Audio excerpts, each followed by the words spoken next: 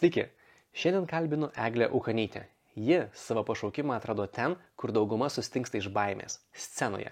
Eglė yra šokėja, choreografė ir šokių mokytoja, kuri dalyvauja ir organizuoja įvairius projektus, kurių tikslas – tyrinėti šokį ir jo poveikį žmogui. Šiuo metu Eglė yra susitelkusi į somatinę improvizaciją ir kuria choreografijas šiuolaikinio šokio spektakliams. Tai pirmoji podcast'o dalyvė, su kuria nesame pažįstami, todėl dabar pamatysite mūsų pirmąjį susitikimą. Nes man šiandien buvo, žinok, toks ženklas, aš tai pavadinu ženklu, nes aš 2 kartus mečiau tą pačią pirštinę. Per 15 minučių 2 skirtingose vietose. Bet radai? Abu kart radau. Ir man buvo toks, palauk, šiandien aš arba kažkoks išsiblaškęs, ar kažko nepastebiu, ir va matai, nepaspaudėm mygtuko, kad reiškia, kad reikia akyliau šiandien daryti dalykus. Aš tai labai tikiu ženklais, žinok. Jo, aš irgi. Nes pirmi 2 būna tokie švelnus, bet 3 jau būna toks didesnis. Ypatingai, jeigu kartojasi. Vienas dar tau jį reikia išgirsti, bet jo, jeigu yra keli, tai man tai dažnai būna, kad aš pagalvoju apie kokį nors žmogų ir jis man parašo arba paskambina tuo pat metu, kai pagalvoju. Yra buvę. Ir aš tiesiog nesuprantu, kas vyksta, nes crazy, taip yra daug kartų nutikę ir man šitas dalykas tiesiog, jo. Bet aš esu šitą pastebėjęs, kad tik tai su tai žmonėm, kurie mums rūpi, arba kuriem mes rūpim. Nes kažkokį random žmonės, tai taip nebūna, bet su artimai žmonėms, su svarbiais žmonėms, su tais, su kuriais mes susiję, būna tikrai. Tu pagalvoji, paskambini, aš kaip tik apie tai galvoju. Arba tau paskambinas ir sako, žinai, aš noriu su tam pakalbėti dabar kaip tik, ir toks, kaip įdomiai, tai šitas tikrai veikia. Kažkokia telepatija. Taip, man net buvo su dukterėčia, aš važiuoju, jinai mačiau, kad parašė, bet, kai vairuoja, nenori atrašyti. Taip. Ir aš galvoju, kai sustosiu, prisiparkuosiu, norėsiu jai parašyti. Ir kaip tik tuo metu pradėjo groti daina, kur jinai iššoko per Kalėdas pagal tą dainą. Ir aš tiesiog negalėjau patikėti, bet čia su artimai žmonėm. Taip, būtent ką tu sakai, kurie rūpi tau. Taip, kad tie neįtikėtini atsitiktinumai, bet jie nutinka ir pakankamai dažnai ir labai daug žmonių. Ir visi turim istorijų apie tai, bet tik su tai žmonėm, kurie mums iš tikrųjų rūpi ir kuriem mes iš tikrųjų rūpim. Su atsitiktiniais taip nebūna. Tai va, ir kalbant apie neatsitiktinius žmonės, aš norėčiau padėkoti Vileišio 18 dar kartą, kad jie mums eilinį kartą palaiko, remia ir leidžia savo erdvėse filmuoti, tai esame labai dėkingi. Ir taip pat, ačiū Jums labai ir, kaip sakant, tęsiam savo gražų bendradarbiavimą. Ir toliau, kaip sakant, naudojamės Jūsų puikiom erdvėm. Ir kas man žiauriai patiko, kad vos tik tai atėjom, kaip sakant, parašė Martynui, Martynas, žinai, paspaudė kelis magiškus mygtukus ir durys pačios pokšt ir atsidarė, nes, kaip sakant, Martynas gali visas šitas erdvės atrakinti per atstumą, kas yra labai patogu ir faina, kad jeigu esate čia ne pirmą kartą, tai labai lengvai galima ateiti, labai lengvai galima pradėti savo veiklą, nuostabu. Tai va. Jo, aš pritariu, puikiai pritaikytos erdvės būtent kūrybai, ypač, nežinau, gali būti daugiau dalykų, bet kūrėjam, man atrodo, čia labai yra gerai, ypatingai, kai jauti tą tokią fainą atmosferą. Taip. Ką ir su Migle kalbėjom, kad šitą erdvę turi labai gerą vaibą. Ta kūrybinė vaiba, kur tu jautiesi laisvas ir norisi imtis dalykų daryti. Kad čia yra tas toks, nežinau, turtinga ta atmosfera, nes aš tikrai tikiu, kad kūrybiški žmonės ir šiaip geri žmonės kažkaip aplinkas tam tikras ir erdvės tarytum įkrauna savo tą gerą aurą, gerą energiją, vadinkit kaip norit, bet tas jaučiasi. Ir kai tu ateini tokią erdvę, tiesiog gera ten būti. Ir tiesiog labai labai smagu tenais būna. Ir kelias tokias vietas, žinau. Jo. Ir čia viena iš tų vietų, tai tas labai labai faina.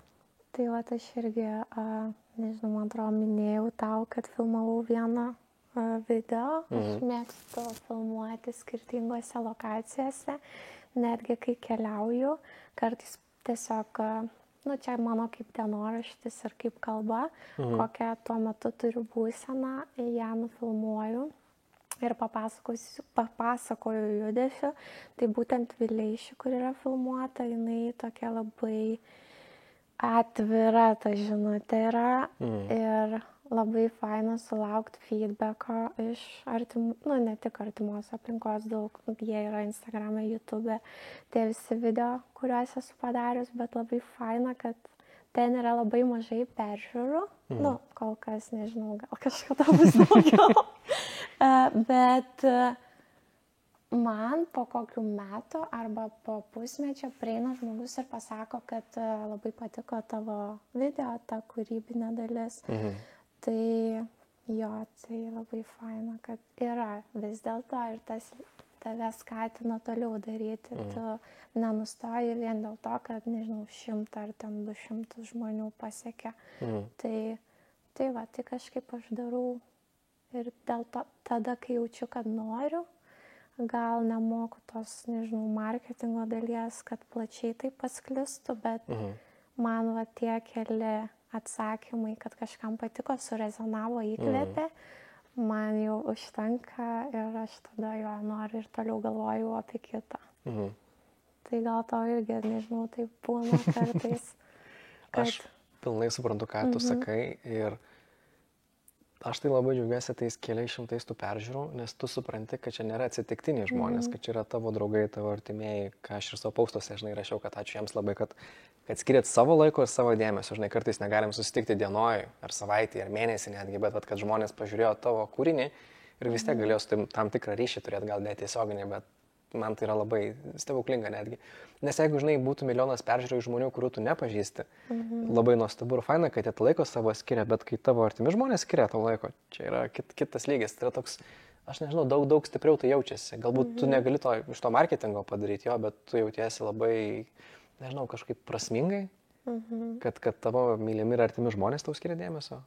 Tas vat man yra toks, wow, kaip nuostabu. Ir lygiai taip pat, kai ne tik artimi, ką minėjau. Jo, gal? Aš kažkaip, ypač kas su kūryba susiję. Pavyzdžiui, dabar irgi kuriu darbą su jaunimu. Labai įdomus procesas vyksta, kaip tik atvažiavau po jo. Ir jis vis kažkokią man naują prasmę įduoda, naują energiją, netgi taip galėčiau pasakyti. Tai jo, tai vat kažkaip dabar taip koncentruojuosi ir galvoju, ne tik, kad pati noriu sukurti būtent tą darbą, bet noriu, kad ir daugiau žmonių turėtų galimybę peržiūrėti, galbūt irgi surezonuotų jiems ta mintis. Tai va dabar su ta kitokia gal intencija, kuriuo galvodama apie ir žmonės, auditoriją, kuriai aš noriu skirti. Tai mes su tavim irgi kalbėjom prieš pokalbį, tokį labai fainą skambutį turėjom. Iki dabar kažkaip galvoju, kad ten irgi atsirado tokių naujų krypčių. Ir tu irgi minėjai, kad galvoja apie žmonės, kokiems žmonėm nori, kad šitas podcastas būtų skirtas. Tai va, tai aš tikrai, man atrodo, tikrai kad jo reikia daugiau galvoti vieni apie kitus. Aišku, neužmirštant savęs pačio. Žinoma, aš gal papildyčiau, kad kartais žmonės mano, kartais jaučiasi, kad oi, kodėl čia nėra ten 1000 peržiūrų, kodėl ten tik keli šimtai, ar ne, ir atrodo, ką aš netaip darau, ko čia trūksta, gal reikia labiau stengtis, ar atsiranda tas toks nevertinimas, toks nusivylimas, kad aš negavau tai, ko norėjau, gavau kažką kito. Tai mano ta filosofija, tas požiūris, kad džiaugtis visais mažais dalykais ir stengtis įvertinti viską, ką tu gauni. Ir tai kažkaip tai labai ir įkvėpia. Ir tada tu, kad ir kas, kad vieną ten podcastą ten pažiūrėjau, kiek ten 100 žmonių, žinai, neperžiūrėjau. Ir ką? Bet aš džiaugiuosi, kad peržiūrėjau tie, kuriem yra mano artimi žmonės. Ir anksčiau ir vėliau tai pamatys ir kiti, kurie nėra su manimi dabar susijęs, su kuriais mes nesame pažįstami. Bet nepaisant to, man šita filosofija džiaugtis mažais dalykais, jinai labai padeda vertinti ir stengtis ir sekti toliau. Aš aišku suprantu, kad būtų daug geriau, jeigu ten būtų 1000 tų peržiūrų. Labai faina, tikrai, kad ta žinutė pasiektų žmonės, kuriuos jinai turi pasiekti. Bet aš manau, kad pasieks, galbūt ne šiuo metu. Galbūt ne šią akimirką, galbūt laikui bėgant, bet aš vis tiek kažkaip tikiu, kad tai ateis pa žmonės tada, kada pakankamai daug jau bus padaryta ir įdirbio paties, ir to marketingo, ir kitų dalykų bus įdėta. tačiau manau, kad turi tam tikras laiko tarpas praeiti.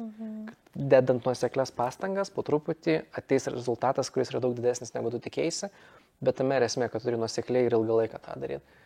Kad jeigu viskas tikėsi, kad sprogs per akimirką, ne tai būna. Ir kiek aš įspūdingų asmenybių autobiografijų skaičiau, klausiau, žinai, domėjausi, visada yra ta pati istorija, kad žmogus daug metų dirbo po truputį ir staiga sėkmė va taip atšovė į orą. Ypatingai ten, kur būna 40-50 metų žmogus. Yra tokių nemažai pavyzdžių, tai, aš irgi manau, kad kiekvieno yra skirtingas laikas. Vieni, nežinau, ten sprogsta paauglystėje, vaikystėje, netgi yra tokių pavyzdžių. Ir vėliau tiesiog gyvena ramų gyvenimą. Jo, labai skirtingų yra vis pavyzdžių. Bet šiandien man tokia mintis buvo, kad mes vis tiek, atrodo, atsidūrėm tose vietose, kuriuose turim atsidurti, ten tos pačios studijos. Tu tikriausiai vis tiek pamastai, kur tu nori studijuoti ir vėliau pamastai, kokie dar variantai, kur dar galėjai, ar Lietuvoje, ar ne Lietuvoje. Tai, bet galų gale, taip, man atrodo, nereikia savęs kažkaip, nežinau, nerandu žodžio pasakyti. Tiesiog, man atrodo, kad tu atsirandi ten, kur turi atsirasti ir po kažkiek laiko supranti, kad taip, aš ten sutikau tą žmogų, ten turėjau tą galimybę, iš ten nuvažiavau, nežinau, į Italiją studijuoti, turėjau tokią galimybę. Tai man atrodo, viskas taip susidėlioja, kaip turi susidėlioti.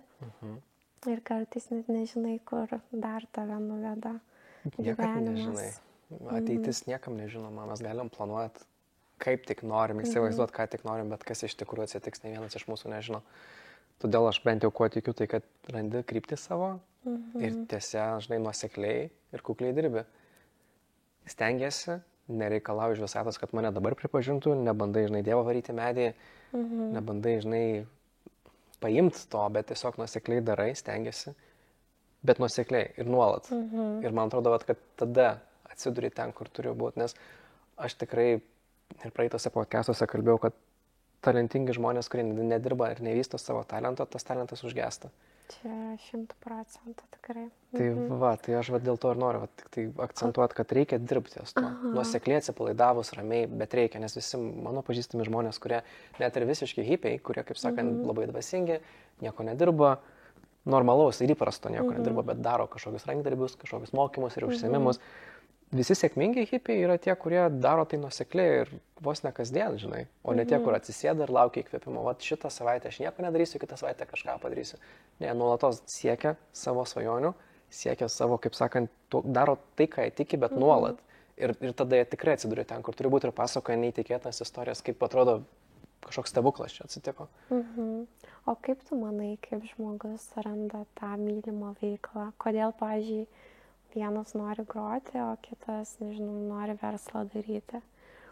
Gal, pavyzdžiui, tas verslininkas būtų visai geras, nežinau, muzikantas, dailininkas. Aš tikiu, kad mes... Nes aš manau... sorry, kad pertraukiau. Ne, viskas gerai, tu pirmą pradėjai, pabaig. Aš manau, kad daug kas gali, ypatingai šiais laikais, jaunimas gali pasimesti tarp tų pasirinkimų, nes labai lengva. Dabar visos galimybės yra lengvai pasiekiamos ir tų variantų yra labai daug. Tai kaip atrasti tą savo mylimą veiklą, kur tu gerai jaustumės, būtum laimingas ir galėtum tą nuoseklumą turėti. Tu labai gerai pasakėjai apie mylimą veiklą, nes kai veikla mylima, tą nuoseklumą palaikyti yra labai lengva. Vis tiek reikia pastangas dėti ir tai nėra, gerai, gal nėra labai lengva, bet yra pakankamai lengva ir pakankamai gera. Nes kiekvieną kartą, kai tu pasistengi, tu ties nuostabiai ir tau nėra sunku prie to prieiti, prie to, ką tu myli, kas tau teikia džiaugsmą ir geras emocijas. Bet kitas dalykas šiais laikais, ar ne, kad mes, kaip tu sakai, turim labai daug galimybių ir jos iš tikrųjų yra pasiekiamas, nes aš daug pažįstu žmonių, kurie išmoksta profesiją, jie tampa joje geri, jiem pakankamai gerai sekasi, jie gauna pinigų, jie tą daro, jiem tas sekas, bet jie žino, kad čia ne mano dalykas, bet man sekas, man faina, aš jau gaunu pripažinimą, gaunu, kaip sakant, turiu savo vietą, žinau, ką darau, žinau, kas esu, mane kiti už tai vertina, aš pinigų gaunu ir tu gauni visą tą, kaip sakant, šiltą poziciją, kuri tau yra patogi ir gera, bet tu vis tiek visą laiką jauti, kad čia ne visai tas, ką aš norėčiau daryti, nes aš, tarkim, vaikystėje grojau pianinu ar tapiau, man tai labai patiko, bet tada ten mama ar tėtis ar mokytoja pasakė, kad, žinai, menininkai neturi pinigų, eik tu geriau, žinai, į banką dirbti, ar ten programerių, ar programuotoją būk. Ir tokių žmonių tikrai ne vieną pažįstu, kurie tą save realizuoja paskui per hobius. Kaip sakant, tą trūkstamą laimės dalį gauna per hobius. Tai aš tikiu, kad galima turėti savo darbą, kurį tu dirbi, ar ne, kuris galbūt nėra tavo pašaukimas ir meilė, kaip sakant, bet tu gali per hobius, jeigu skiri tam laiko, kaip sakant, atsigriebti. Aš tikrai to tikiu. Bet tuo pat metu, jeigu grįžtant į pradžią tavo klausimą, tai kaip ta rasta mylimą veiklą, aš manau, kad mes visi kažkiek jaučiam, ką mes mylim, kas mums artima, bet reikia išdrįsti pradėti tą daryti. Man atrodo, kad daug kas išsigąsta tiesiog. Jo, dabar daug minčių atėjo, kad išsigąsta tikrai, ypatingai jeigu dar ilgą laiką vieną, tai pereiti visiškai kitą profesiją ar kitą veiklą, automatiškai tau reikės daug daugiau išmokti.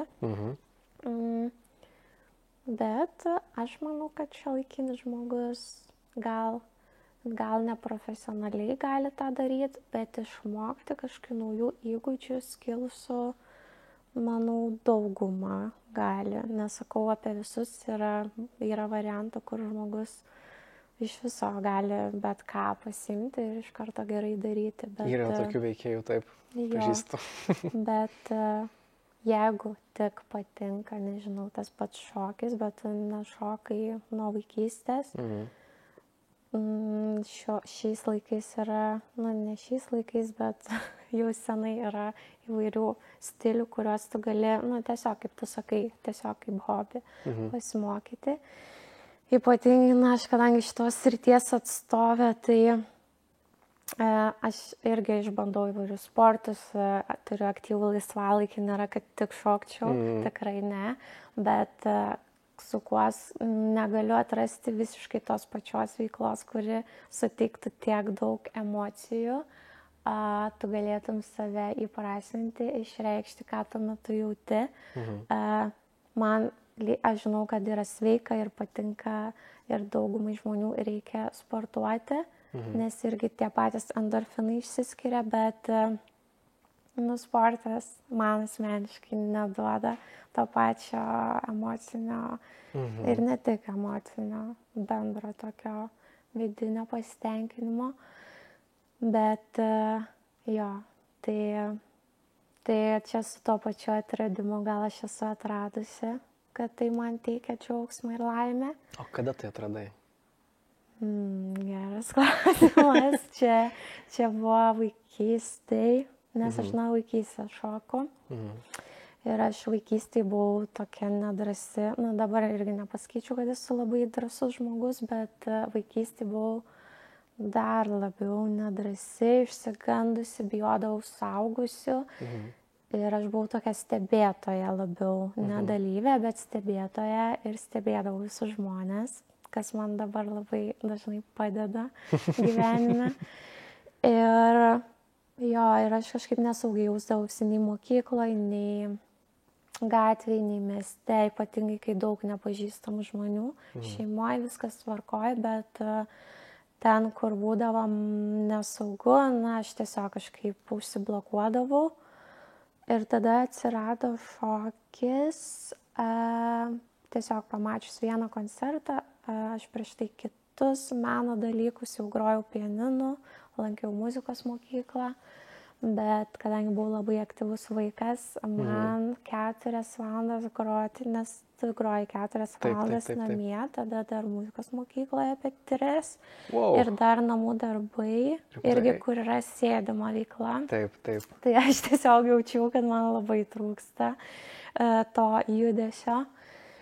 Ir tada paprašiau tėvų, kad užrašytų į choreografijos mokyklą ir būtent tą, kur pamačiau tą pasirodymą, tą koncertą. Tai čia galvoju, kiek man metų buvo, gal 8-9, aš tiksliai nepasakysiu. Ir prieš tai jau šokau paruošiamai mokykloje darželiuose, bet ten nebuvo tas toks kiekvieną dieną po 3 valandas, nes choreografijos mokykloje gana intensyviai vykdavo pamokas, tai ant scenos supratau, kad čia yra mano dalykas ir kur aš net ta maža nedrasi mergaitė, kur galiu būti ryški ir ištransliuoti ant scenos tą būseną, ką aš jaučiu tuo metu. Ir jo. Skamba, tarytum scena buvo ta vieta, kurioje galėjai būti savim visiškai. Mokykloje negalėjai, su nepažįstamais žmonėm neišėjo, bet scenoje to būdavo pats tas, vat, aš Eglė ir aš ant scenos dabar. Tai ten ir duodavo man ir solinės partijas, mokytojai, tai gal ir mokytojai prisidėjo iš tikrųjų, kad jie pastebėjo, nes, galėjo nepatikėti ir, nežinau, tiesiog šokti visoje bendroje erdvėje, bet ir mokytojai, manau, prisideda prie to tokio pastebėjimo. Dėl to aš dabar, kadangi irgi esu mokytoja, stengiuosi tuos vaikus ugdyti taip, kad jie pasitikėtų tom savo žiniom ir lygiai tą pačią pozityvę aplinką kuriu, kurie galėtų ugdytis, nes aš manau, ypatingai šiais laikais labai svarbu tą aplinką turėti, nes dabar yra pasikeitusi situacija su motyvacija. Tai... Rimtai? Aš tikrai taip galvoju. O turim omeny, kad matai tai jaunesniuose žmonėse, ar pas vyresnius žmonės, ar apskritai visiems? Aš manau, tie patys telefonai ir planšetės, mes augom be jų. Taip. Tai yra vienas dalykas, dėmesys visiškai kitaip išlaikomas. Mes galėjom pakankamai ilgai, kaip ir sakau, 3 valandas prie pianino, aš galėdavau groti tiek laiko, tik tiesiog jaučiau, kad judesio norisi, aktyvios veiklos pačiam kūnui. Tai o šiuo metu, kuom skiriasi, tiesiog yra visi vaikai laisvesni, jie turi daug galimybių, o tėvai šiek tiek kitaip auklėja, daugiau gal mes tokie būdavom, nežinau, aš asmeniškai išeidavau į kiemą ir ten visa diena mano būdavo, ypač vasarą. Tiesiog augom kieme, ten tėvai nueini pavalgyti, pakviečia, nežinau, vakare namo ir grįžti namo. Ir pilnas pasitikėjimas, nes jie nemato, su kuo tu esi, ką veikia. Bet tai mes tokie biškai kitaip gal buvom. Stipriai kitaip. Mūsų nekontroliavo tiek daug visiškai. Šiaip kai kurių iš vis nekontroliavo, ką nori tą daryti. Kontroliuodavo ir suteikdavo tam tikras pamokas, kai jų reikėjo, bet apskritai, ką tu laukia veikdavai, tai buvo tavo reikalas. Tai aš tokia gal matau pokytį. Kad jie sako savo nuomonę drąsiai, gal aš visai ir už tai, nes tu supranti, kad tam vaikui šiuo metu skauda kažką ir jis iš karto pasako, nėra tokio, kad lauktų ir vis tiek darytų. Jo. O kas vaikam tavo nuomonė šiais laikais sunkiausia? Tiksliau, ką tu pastebimo savo mokiniuose, ar tas susikoncentravimas, kaip tu sakai, dėl planšečių ir telefonų poveikio? Ar kažkas kito? Techniškai, tai jie visai greit pagauna informaciją, bet gal jos taip giliai neįsisavina. Pavyzdžiui, kai mokysi šokį, tai vieniems mokiniams daug greičiau kažkodėl įsimena, o kiti mokiniai ne taip greitai. Bet čia gal irgi, nežinau, priklauso, kokia yra grupė. Jeigu tavo grupėje būtų mokiniai, kurie visi greitai informaciją išmoksta, tai čia gal ir nuo vaikų priklauso, negaliu tiksliai pasakyti. Nes aš taip puikiai žinau, kad man šokio žingsnelius išmokti užtrunka. Man nėra taip, kad aš juos greit pagaunu. Aš greit pagaunu ten kažkokias teorijas, kažkokias vizualus, ten technikas tam tikras, kas susijęs su protu ir su vizualais. Ta aš pagaunu labai greitai, bet kai eina kalba apie kažkokį tai fizinį dalyką, tarkim, kažkokius tai pratimus ar šokio žingsnelius, man tas ateina, man reikia daug dirbti. Aš matau, kad kiti aplinkui mane žymiai greičiau pagauna. Bet čia mano ta vieta, kur aš tiesiog žinau iš savęs, kad čia ne mano dalykas. Bet gal tu greičiau išmoktum tu gal ilgai mokaisi, bet po to atsimeni ilgai. Pas mane taip yra, aš, pavyzdžiui, net iš vaikystės choreografijas kai kurias atsimenu. Tai, čia irgi labai skirtingas tas mokymasis. Tu gali visą informaciją trumpam laikui išmokti, arba gali jau ilgesniam laikui. Supratau. O ar gali man papasakot, kas tas šokis yra? Nes matai, viena yra šokti poroj, kita yra šokti, žinai, kažkokiam ratelį, trečia yra šokti per reivą, kokią nors vakarėlį, žinai, tiesiog taškytis, tam karatytis ir panašiai. Kaip tu supranti šokį? Nes tu ne tik šokėja, bet tu ir šokių mokytojas esi. Jo, tai daug menininkių, kaip Pina Bausch, yra nemažai citatų apie šokį, kas tai yra. Ir iki dabar nėra tikslaus tokio apibrėžimo, yra daug skirtingų apibrėžimų. Man pačiai gal yra laisvė, asocijuojasi tikrai su laisvė, su kūnu, labai daug asocijuojasi su jo pajautimu ir ypatingai vidum savo, nes, kaip ir minėjau prieš tai, kai sportuoji, tu treniruoji raumenį ir tu jauti, kad jis stiprėja. Šokyje aš net jaučiu, kad mano vidus visas įsijungęs, visa, nežinau, siela, taip galėčiau pasakyti. Tai apie tai yra. Kaip įdomu, kad tavo vidus pasijungia, ne raumenys, bet tavo vidus vidinė išraiška kažkokia. Tokia, net kaip kartais gali būti ir meditacija, nes tu visiškai čia esi. Ne. Jeigu atlieki kažkokią choreografiją, jau yra šiek tiek kitaip. Improvizacija ir choreografija, tai čia du skirtingi dalykai. Kas yra šokis, tu manęs klausai, tai labai priklauso nuo stiliaus, ar tai yra poroj, ar atskirai. Aš gal šiuo metu daugiausiai į šiuolaikinį šokį fokusuojasi, tai galima šokti kartu.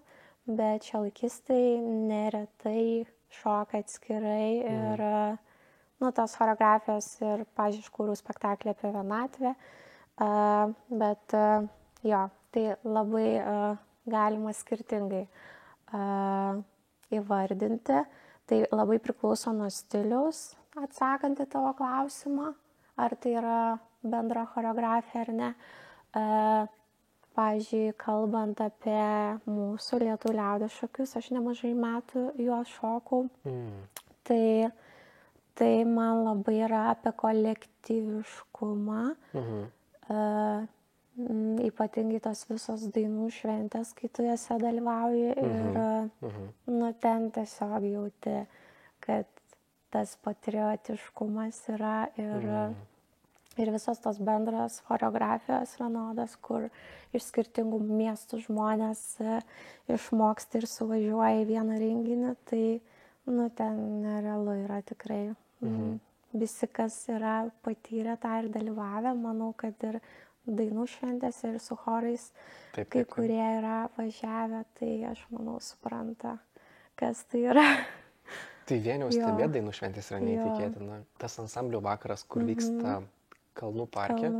Aš kiekvieną kartą ten, kai tik vyksta, aš vis laiką ten irgi einu žiūrėti ir man būna neįtikėtinas pasirodymas. Man tada atrodo, kad čia yra liaudies šokių absoliuti viršūnė. Ir visi turėtų tą pamatyti, ant kiek yra neįtikėtina, ant kiek yra gražu, ant kiek yra prasminga visą tai, nes aš kažkaip tokio lygio liaudies šokio aš nelabai kur ir esu matęs.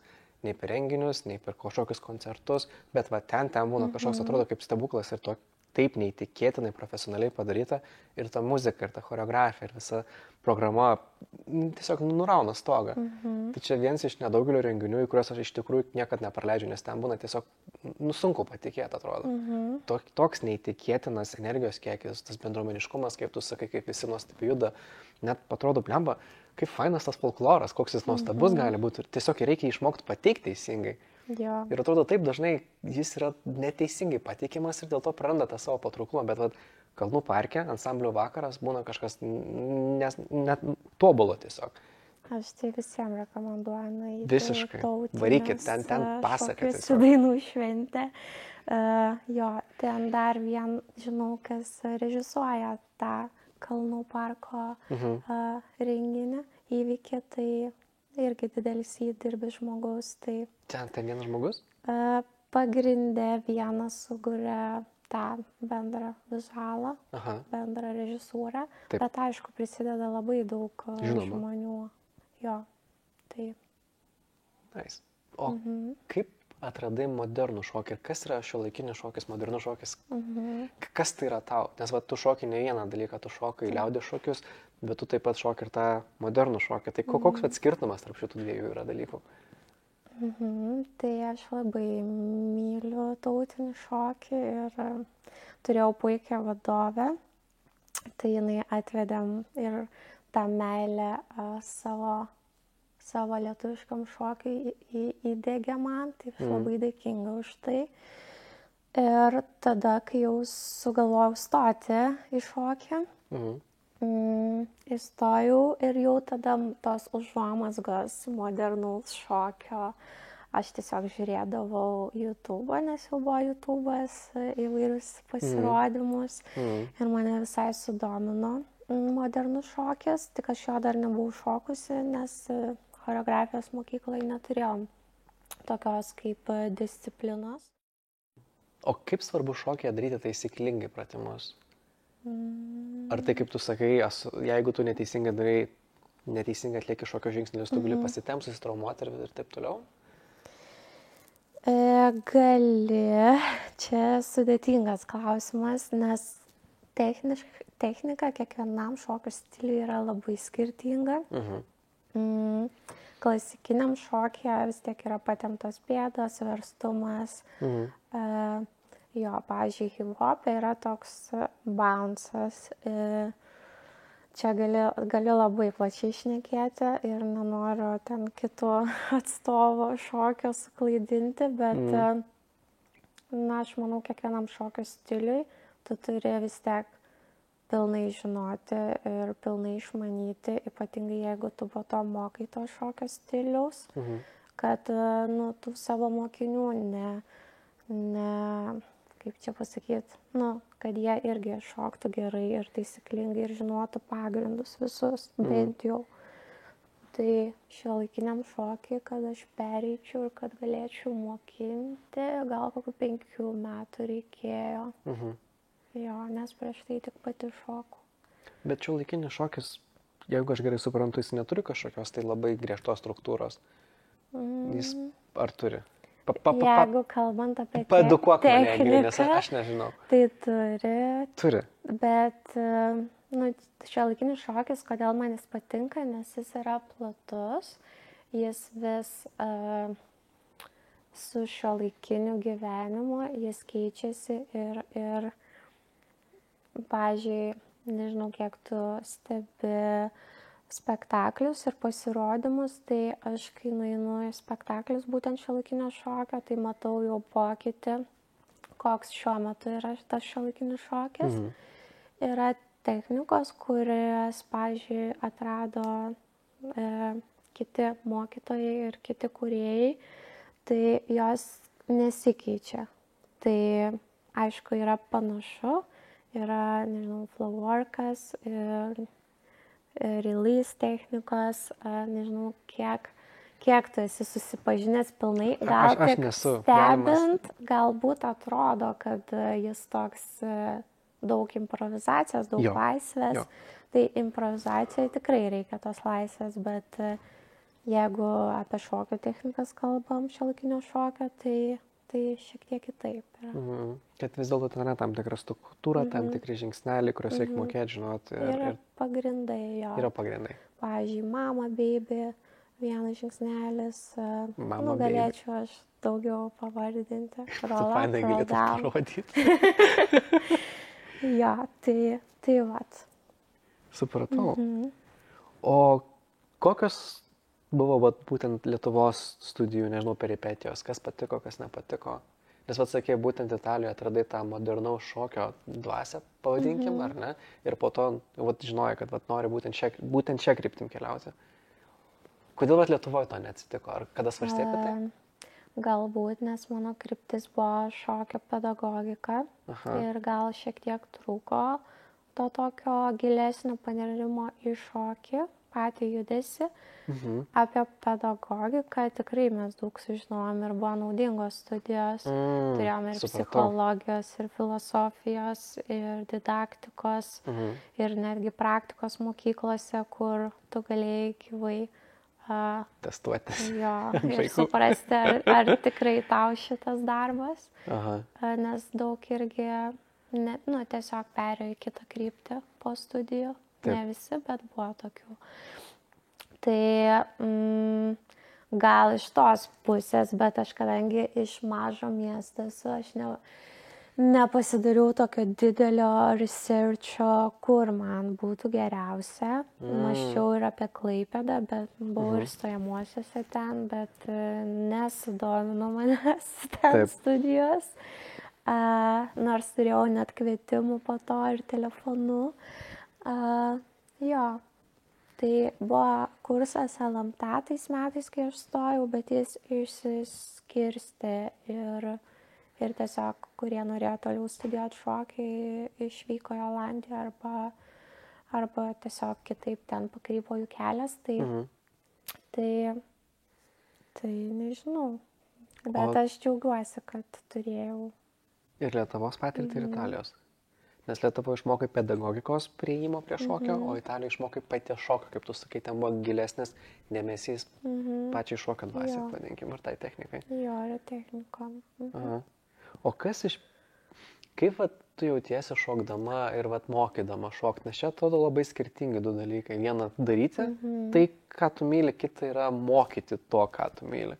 Kodėl aš klausiu? Nes aš tikrai žinau ne vieną žmogų, kuris puikus meistras didžiulis ar meistrė savo srities, bet kai reikia perteikti tas žinias kitiems, nevelio, nieko negali padaryti, neišeina tiesiog.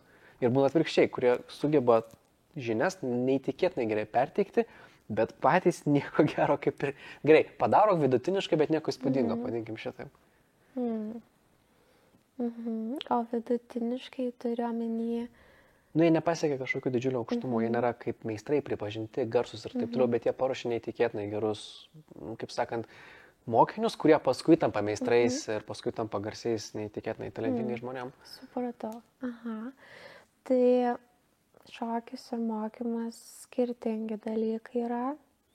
Dar priklauso irgi nuo amžiaus, su kuriais mokiniais, kokius mokinius mokai, ar tai vaikai, ar suaugę, ar iki mokyklinukai, nes yra skirtingos metodikos. O pats šokis, aš gal daugiau šokau būtent, kai buvau vaikas, studijose. Taip. Ir dabar gal labiau dirbu su savo projektais. Tai irgi atradusi esu tokį savo judėjimą. Taip, tai kuom skiriasi gal to priėjimu,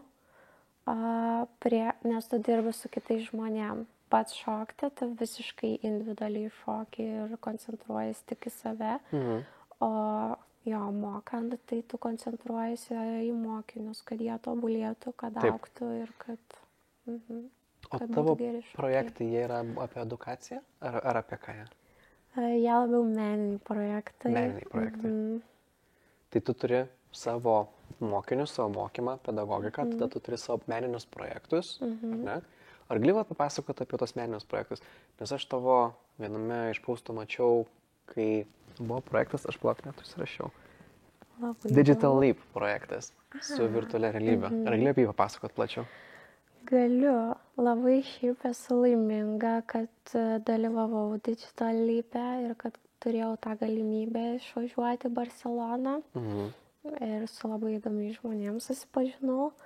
Tai prieš tai irgi daug mąsčiau, ypač COVID metu, kas nutiktų, jeigu nebegalėtum pristatyti savo kūrybos scenoje.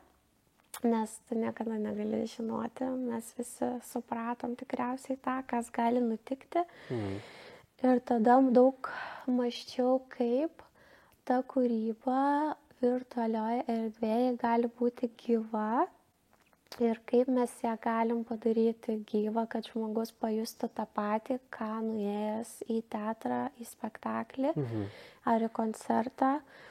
Nes pakankamai skiriasi, kai tu, pavyzdžiui, bendrauji su žmogumi arba gyvai kažką stebi ir kai telefone žiūri, nes tas dėmesys ir tas pojūtis yra skirtingas.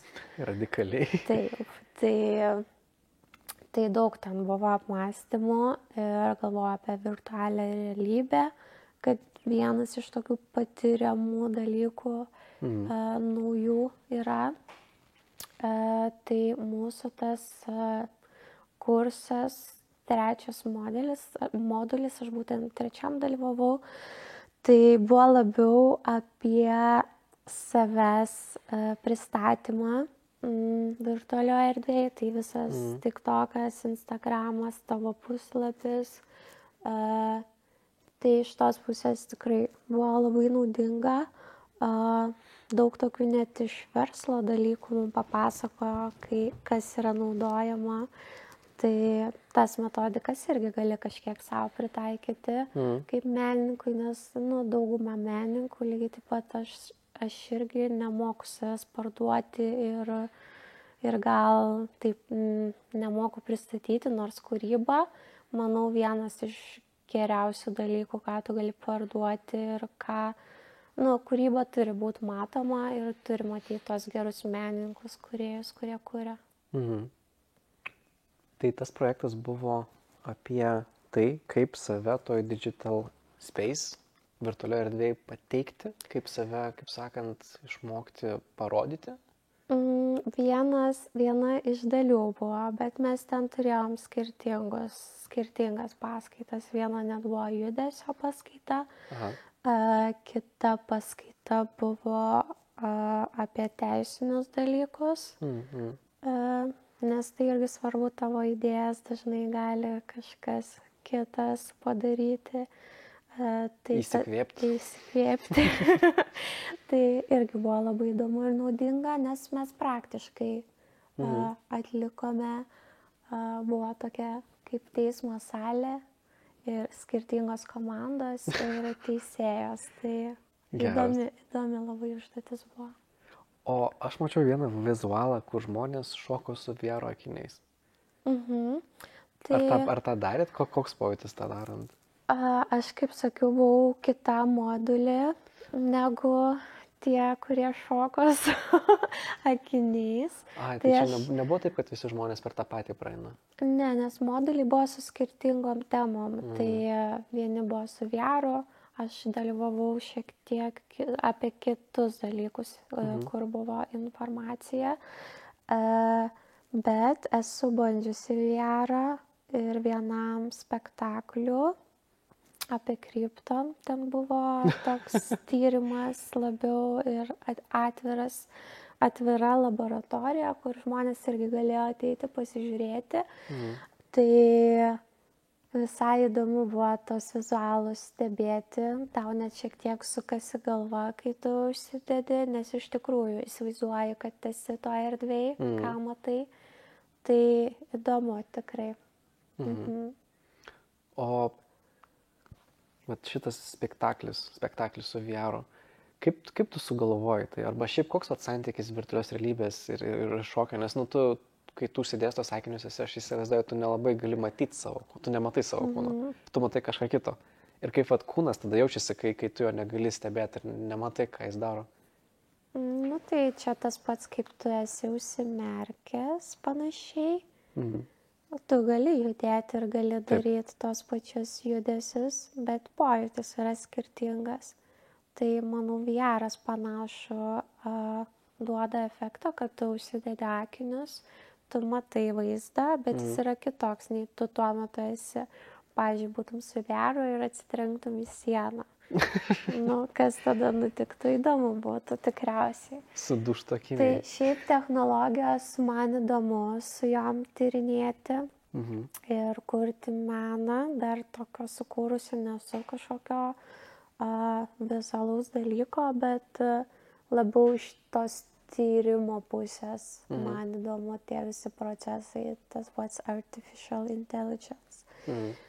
Nes atrodo kažkas kito vėl ateina į mūsų gyvenimus.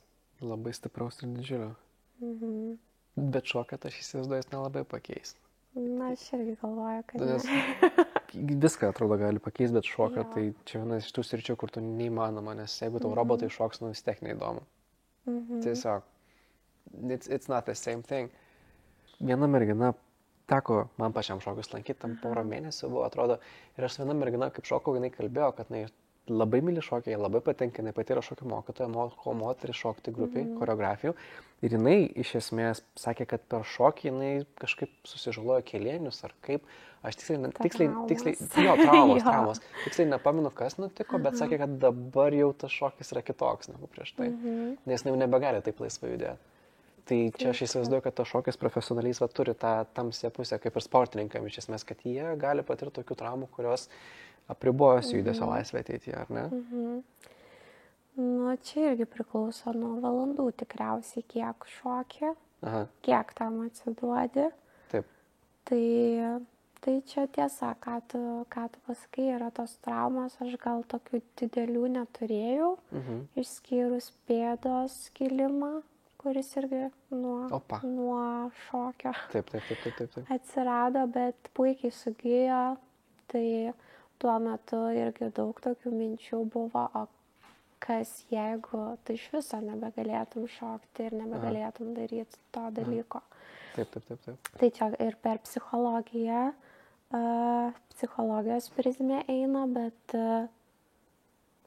aš džiaugiuosi, kad turėjau tą momentą ir kad viskas sugijo puikiai, nes aš supratau, kad man tai svarbu ir tokiais etapais kažkaip vis kažkokį tokį kaip ženklą gaudavau, kad tai yra kad tavo turiu kelias. tęsti.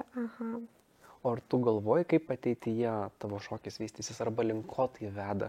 Ar nori visą gyvenimą būti, kaip sakant, pedagogė šokio, ar tu turi kažkokių kitokių vizijų, kaip tu tą šokį nori išvystyti, net nežinau. Tai man labai įdomu yra šiuo metu kūryba ir visa koncentracija eina į ją.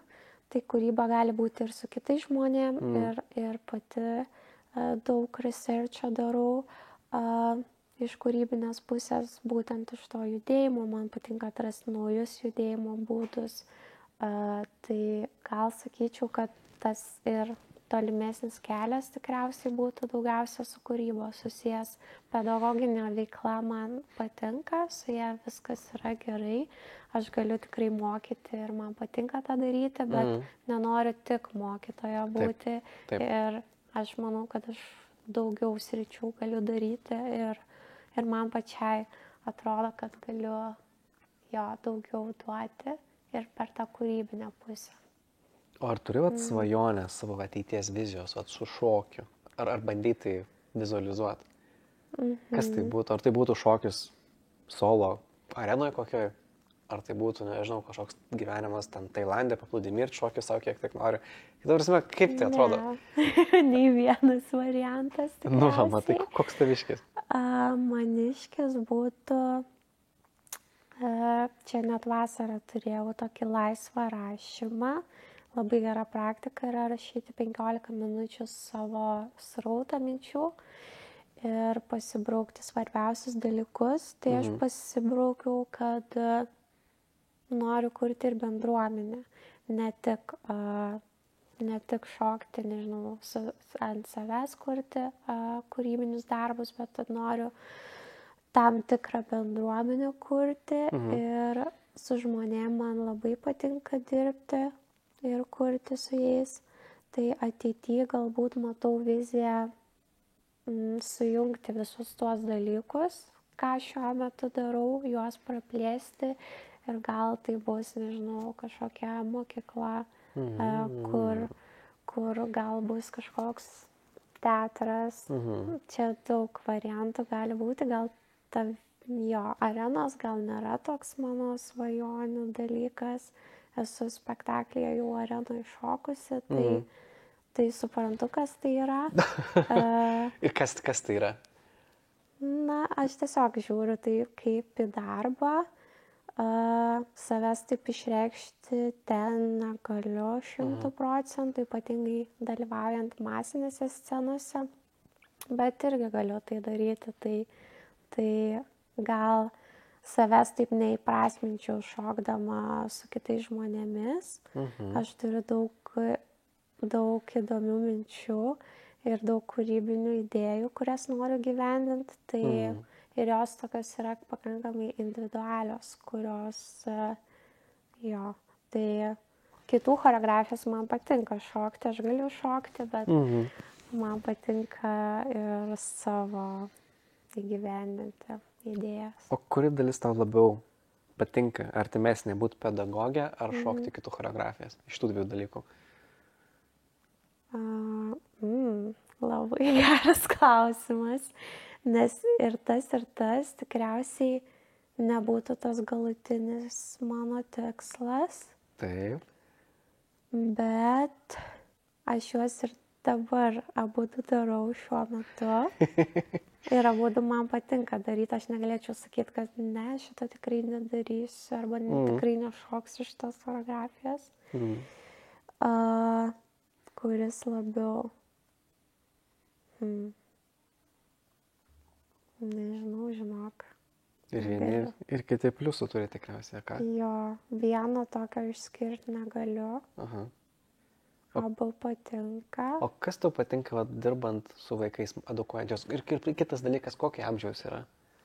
Ir ką tu jos mokai, man tas labai įdomu. Labiausiai man patinka su 5-6 metų vaikais, nes jie yra, jie tokie nesugadinti, labai gyvi, mažyčiai ir man tada nesinori juos irgi kažkaip kardinaliai pakeisti kitą žmogų, aš juos matau, kokie jie yra ir jis toks,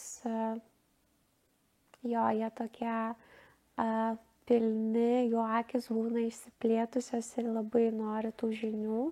Ir aš žinau, kad aš galiu jiems pagelbėti.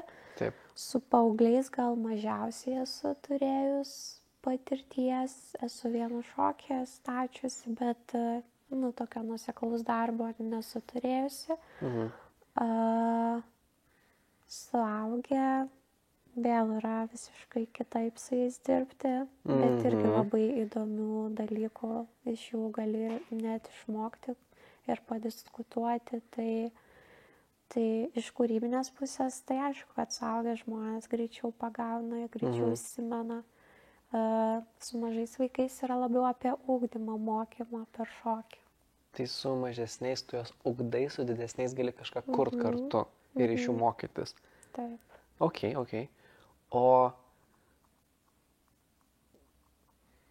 O kai mokai, ar ne? Ar yra kažkokia tai kategorijos, kažkokios tai programos, pagal kurias mokai, ar tu paties sukuri? Kaip tu pat nusprendi, ką mokyti? Ir gali man duoti pavyzdį, kas, aš tiesiog bandau, aš atsimenu, turėjau šokio pamokas, tai buvo liaudė šokiai, mokysi žingsnelių, kaip ten šokti su merginom. Viskas labai paprasta. Ką tu mokai, ką ten žmonės veikia, ką ten daro? Tai su vaikais ar su suaugusiais? Iš pradžio galiu su vaikais, po to su suaugusiais pasakyti. Tai su vaikais aš stengiuosi išmokyti pagrindus, laikyseną, pėdą gali patempti ir gali nepatempti. Visas lankstumas pas vaikus dar nėra,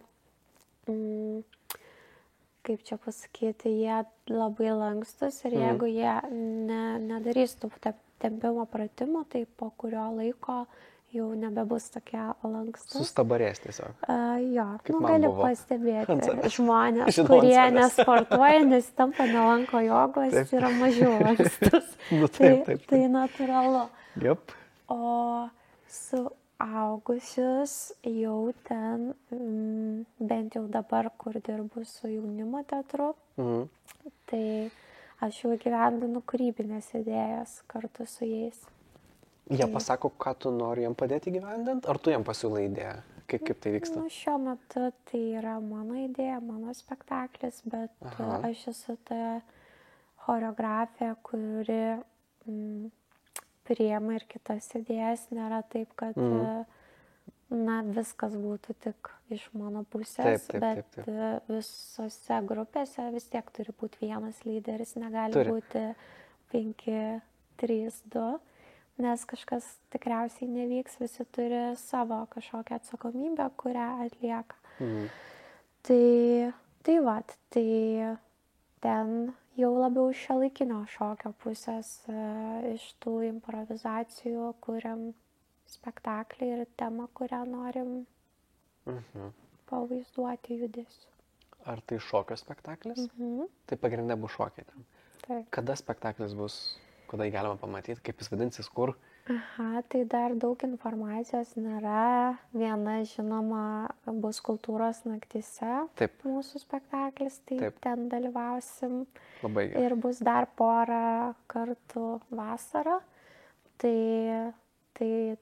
dar kol kas jis nėra net pabaigtas, bet jau netoli pabaigos ir kaip ir minėjau, labai fainas procesas yra ir kiekvienas kūrybinis procesas jis kažkoks skirtingas, kitoks ir įdomus.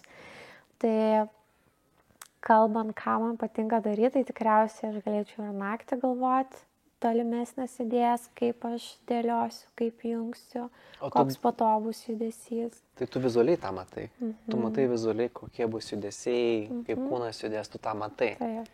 Geras.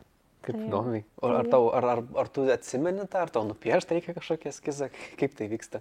Aš kažkaip... Ar tu parodai kitiems, ką daryti? Kai esu labiausiai atsipalaidavusi, sakykime, po visos dienos, tai jau, nežinau, bandai užmigti ir kažkodėl man tuo metu ateina kūrybinės mintis. Prasideda šokiai. Ir kartais net visiškai netikėtai ir tu taip, tas momentas wow ateina ir tu žinai. Ir tiesiog pasitiki procesu, nes tu jauti, kad čia vienintelis būdas, kuris yra geriausias. Tai labai įvairiai, bet ką galiu paminėti visiems kūrybininkam, kad reikia skirti laiko poilsiui, tiesiog panobočiauti, nes tokiu atveju atsiranda geriausias idėjas, geriausias mintis. Netgi važiuojant traukiniu, autobusu, kai tu daugiau nieko nesinaudoji telefono, nes telefonai yra ekranai. Žinai dėl ko? Mano teorija, žinai kokia? Kad kai tu vartoji medijas, kai tu žiūri, informacija eina į tave. Kūrybinis procesas yra išskirtinai procesas iš tavęs, kai tu generuoji. Ir bent jau iš mano patirties ir kai aš su draugais diskutavau, neįmanoma, arba tu generuoji, arba tu vartoji. Informacija tik viena kryptim eina. Niekad nebūna, kad informacija eina abiem kryptim. Bent jau iš mano patirties, iš mano teorijos ir iš to, ką su kitais žmonėm kalbėjau, tai man tai taip atrodo. Ir aš mėgstu irgi labai kurti ir man kūryba geriausiai irgi sekas atsipalaidavus. Ir kai aš nieko nevartoju, telefonas kažkur padėtas, kai aš, kaip sakant, kai aš visą informaciją iš savęs leidžiu. Atrodo, yra laikas, kai prisikraunu, viskas susisuka ten, įvyksta cheminė reakcija kažkokia kūrybinė įdomi, tada aš viską galiu išleisti. Bet jeigu mano kūrybinis procesas vyksta ir aš vos pradedu kažką scrollinti ar žiūrėti, jisai iškart pradeda boksuoti, pradeda stoti ir galiausiai nieko neišeina. Tai mano tokia teorija, pavadinkim. Rašyti tikrai galima, kūrybinis rašymas naudingas, pasimti užsirašytas mintis, bet... Žinoma, iš tavęs jis eina, žinai, ne į tave. Tas vartojimas, tai gali pažiūrėti kažkokią gražią nuotrauką arba video kažkokį trumpą, bet vien jais remtis, nežinau, ar kažkas gražaus gautųsi. Jeigu tu susirenki references, nežinau kaip lietuviškai išversti, tada jau tu iš jų gali kažką sukurti, bet susirenki references, viskas, tada dedi pauzę ant vartojimo ir tada tiesiog pradeda tavo procesas eiti. Bent jau digital art, kas su video žaidimas susijęs, tas konceptualios vizijos kūrimas visada šitaip. Susirenki kaip įmanoma daugiau pavyzdžių, kurie tau šiuo metu yra į temą, iš esmės, pasidedi juos kažkokiam atskiriam ekrane, tu juos matai, tu žinai, kaip jie atrodo ir tu iš jų sukuri kažkokią tai hybridą visų tų idėjų perleidęs per save ir taip vyksta tas įsikvėpimas, nes kad įsikvėptum to vis tiek reikia kažkokio tai išorinės stimulacijos, išorinės informacijos tau reikia, tu ją paimi, viduje, kaip sakiau, vyksta ta kūrybinė cheminė reakcija ir tada tu, kaip sakant, paleidi visą tai. Nu, pažiūrėjau, spektaklius stebėjimas mane labai įkvepia. Taip. Tai aš nesukurčiau lygiai tokio pat spektaklio, bet tu tą emociją pajauti, kuri tikrai labai stipri, nes kūrėjai dirbo ir sugebėjo tą idėją pateikti. Ir tu dar pajauti ją, nu tai man šitas yra labai gražus dalykas. Mene. Jo. O kaip tu užfiksuoji tuos šokio judesius, kuriuos tu pamatai atsigulus miegot?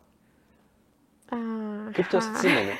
Nes su kūryba tai yra tas dalykas, jeigu atėjo mintis ir tu jos nepasižymi, dažniausiai antrą kartą jau nebeateis. Kartais ateina, bet dažniausiai ne. Tai tarytum reikia pasižymėti. Bent jau man ir sakyčiau, kitiem. Man pakankamai stipriai ateina ta mintis ir aš jos negaliu pamiršti. Rimtai? Taip. O, kaip gerai tau. Tu vakare gauni tą idėją, mintį ar judesį, kas tai bebūtų.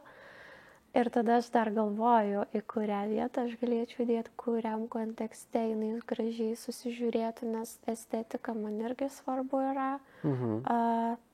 Tai taip. Kartais ir užsirašau, bet dažniausiai atsimenu ir vizualiai. Pas mane netgi atsiminimas yra vizualus. Pavyzdžiui, aš telefono kodų niekur nesirašau, aš vizualiai atsimenu skaičius. Tai... Ir tada, jeigu reikia kažkam pasakyti, viskas, nieko nebus. Taip ir būna. Tai nežinau, kažkas nori atrakinti ir tu bandai vizualiai prisiminti, kurie skaičiai buvo. Taip. Aš atsimenu, kartą susidūriau su sistema, kuri skaičius apsuka. Ir tas vizualas nebeveikia, apsuka skaičius, ta prasme, kiekvieną kartą. Ir tada, jeigu tu nežinai kombinacijos, nieko nepadarysi, nes apsukus, tas pats paternas visai skirtingus skaičius paspausti. Tavo toks, wow, ką man dabar daryti? Man visai įdomu ir ką tu veiki, nes aš tavęs visiškai nepažįstu. Nu, ta prasme, aš dabar gal kažkiek daugiau tave jaučiu ir suprantu, koks tu esi žmogus, bet nežinau, ką tu veiki, kas tau patinka, koks tu esi žmogus iš ryto atsikėlęs, koks vakare. Koks įdomus klausimas. Koks aš vakare pavargęs, bet ryte taip labai faina, nes yra daug energijos, yra daug susitelkimo. Aš ryte atsikėliu, einu mankštos daryti visą laiką, tvarkytis ryte ir tada po šalto dušo. Aš irgi einu po šalto dušo. Jo? Labai gerai. O ežere maudaisi? Taip. Irgi šaltam. O lediniam, pats geriausias. Čia visai aš kiekvieną kartą, kai būnu prie ežero, aš būtinai turiu išsimaudyti. Ar važiuoju pro fainą ežerą, man reikia išsimaudyti. Ir aš tą kiekvieną kartą stengiuosi padaryti. Ne vis laik išeina dėl skubėjimo, bet jeigu tik išeina, aš būtinai tą padarysiu. O kokį pokytį jauti po to? Geriausias tai, kad aš nebesirgu, nes aš anksčiau susirgdavo peršalimu ten 3-4 kart per metus realiai. Kas man buvo, gerokai per daug. Ir man tas labai nepatiko. Ir po ledinių ekečių, po šalto dušo kasdien, aš nebesirgu tais dalykais. Aišku, vėlgi, yra buvę situacijų, kai aš labai perspaudžiu savo kūną, kai ten iš tikrųjų normalus žmogus jau būtų ten seniai namie sėdėjęs, o aš, kaip sakant, pušinu kiek įmanoma. Nes manau, kad viskas daugiau niekad nebesusirgsiu. Ir tada būdavo tikrai, kad, kaip sakant, kūnas net laikydavo ir apsirgdavo, bet labai trumpai. Ten užuot savaitę gaunasi 3 dienos. Ir, kaip sakant, daug greičiau pasveiksta dabar. Taip pat šaltis man tapo, tiesiog aš jau nebeveikia jis manęs, vadinkim šitaip. Aš jaučiu, bet man jis toks, tiesiog šaltis. Aš žinau, kad viskas bus gerai ir kad aš neperšalsiu ir neperšlapsiu ir tiesiog, tai tas man neįtikėtina. Man tas energijos antplūdis po to, ypatingai kai labai šaltas vanduo, atrodo adatytės sulenda ir tu išlipi ir tau šilta. Jo. Ir šitas pojūtis ir tada pilna energijos, atrodo, gali, nežinau, kalnus nuversti. Taip. Tai nežinau, kiek jis tiksliai trunka laiko, bet jeigu ryte, manau, iki vidurdienio, tu... Kelias valandas. Jo, tu labai energingas būsi. Tai labai... Mokslininkai ištyrė, kad maždaug 240% tavo normalios dopamino ribos, jis ant tiek išauga. Čia Hubermano, kaip sakant, statistika, tai pati geriausia pasaulyje. Žinai Hubermaną gal? Jo. Tai va, tai čia jo žinios, čia aš neišlempus tokio, jis sakė, 200% tyrimais parodyta, kad po šalto vandens, ar tai būtų ledinis eketė, ar tai būtų ledinis dušas, to dopaminas labai stipriai šauna ir aš visiškai galiu tą patvirtinti, energijos yra be proto daug, tu toks visas, viską galiu padaryti, viską padarysiu, einam, darom. Jo, Visiškai šitas įsijungia ir tu toks begalybė atrodo jėgų ir tu nori daryti, ir tu nori veikti ir niekada nekyla to tokio, man čia reikia kavos puodelio, kad aš ryte atsikelčiau. Taip. Niekad. Šaltas dušas, viskas, jokių miegų neliks. Aišku, prisiversti reikia su savim padirbėti, bent jau man. Man irgi reikia kiekvieną kartą. Jo, bet po to labai fainas jausmas, o tu kvėpavimo pratimus darai prieš tai? Prieš ežerą taip. Jeigu yra minusinė temperatūra lauke, tada darau. Jeigu pliusas, tada kartais. Bet čia tik tai žiemą, iš esmės, kai ateina pavasaris, tai aš jau nebekvepuoju, nes jau kūnas jis jau gali atlaikyti pakankamai gerai šitos dalykus ir tiesiog įlinti į tą ledinį vandenį ir it's amazing. Sunku visą laiką, bet visą laiką yra amazing, visą laiką nuostabu. Kiekvieną kartą tai taip atrodo, nelabai galiu be to gyventi, nes aš turėjau tokią svajonę, aš labai mėgstu maudytis, labai mėgstu vandenį ir tas visas šalto vandens pratinimasis, grūdinimas, visas man leido visus metus, visais metų laikais maudytis, visur. Eketėse, ežeruose, upėse, jūroje. Jūroje kaip nuostabu. Vidury žiemos jūra. Jūroje yra, jo, tos bangos. Jo, tikrai labai faina. Bet ten ir pavojinga būna kartais. Nu, čia visur, man atrodo, bet kokiuose tokiuose ryškesnėse dalykuose turi atsargiai elgtis. Taip. Tas su tuo pačiu vandeniu, gal ne kiekvienam iš karto galima lysti šaltą eketę ir ilgai ten būti, bet aš visur irgi ką darau, ypatingai jeigu tai nauja, stengiuosi klausyti savo kūno. Na, pavyzdžiui, mokausi slidinėti kalnuose, prieš tai nebuvau slidinėjus, bet nenoriu traumų prisidaryti, nes žinai, kas gali būti šokėjai.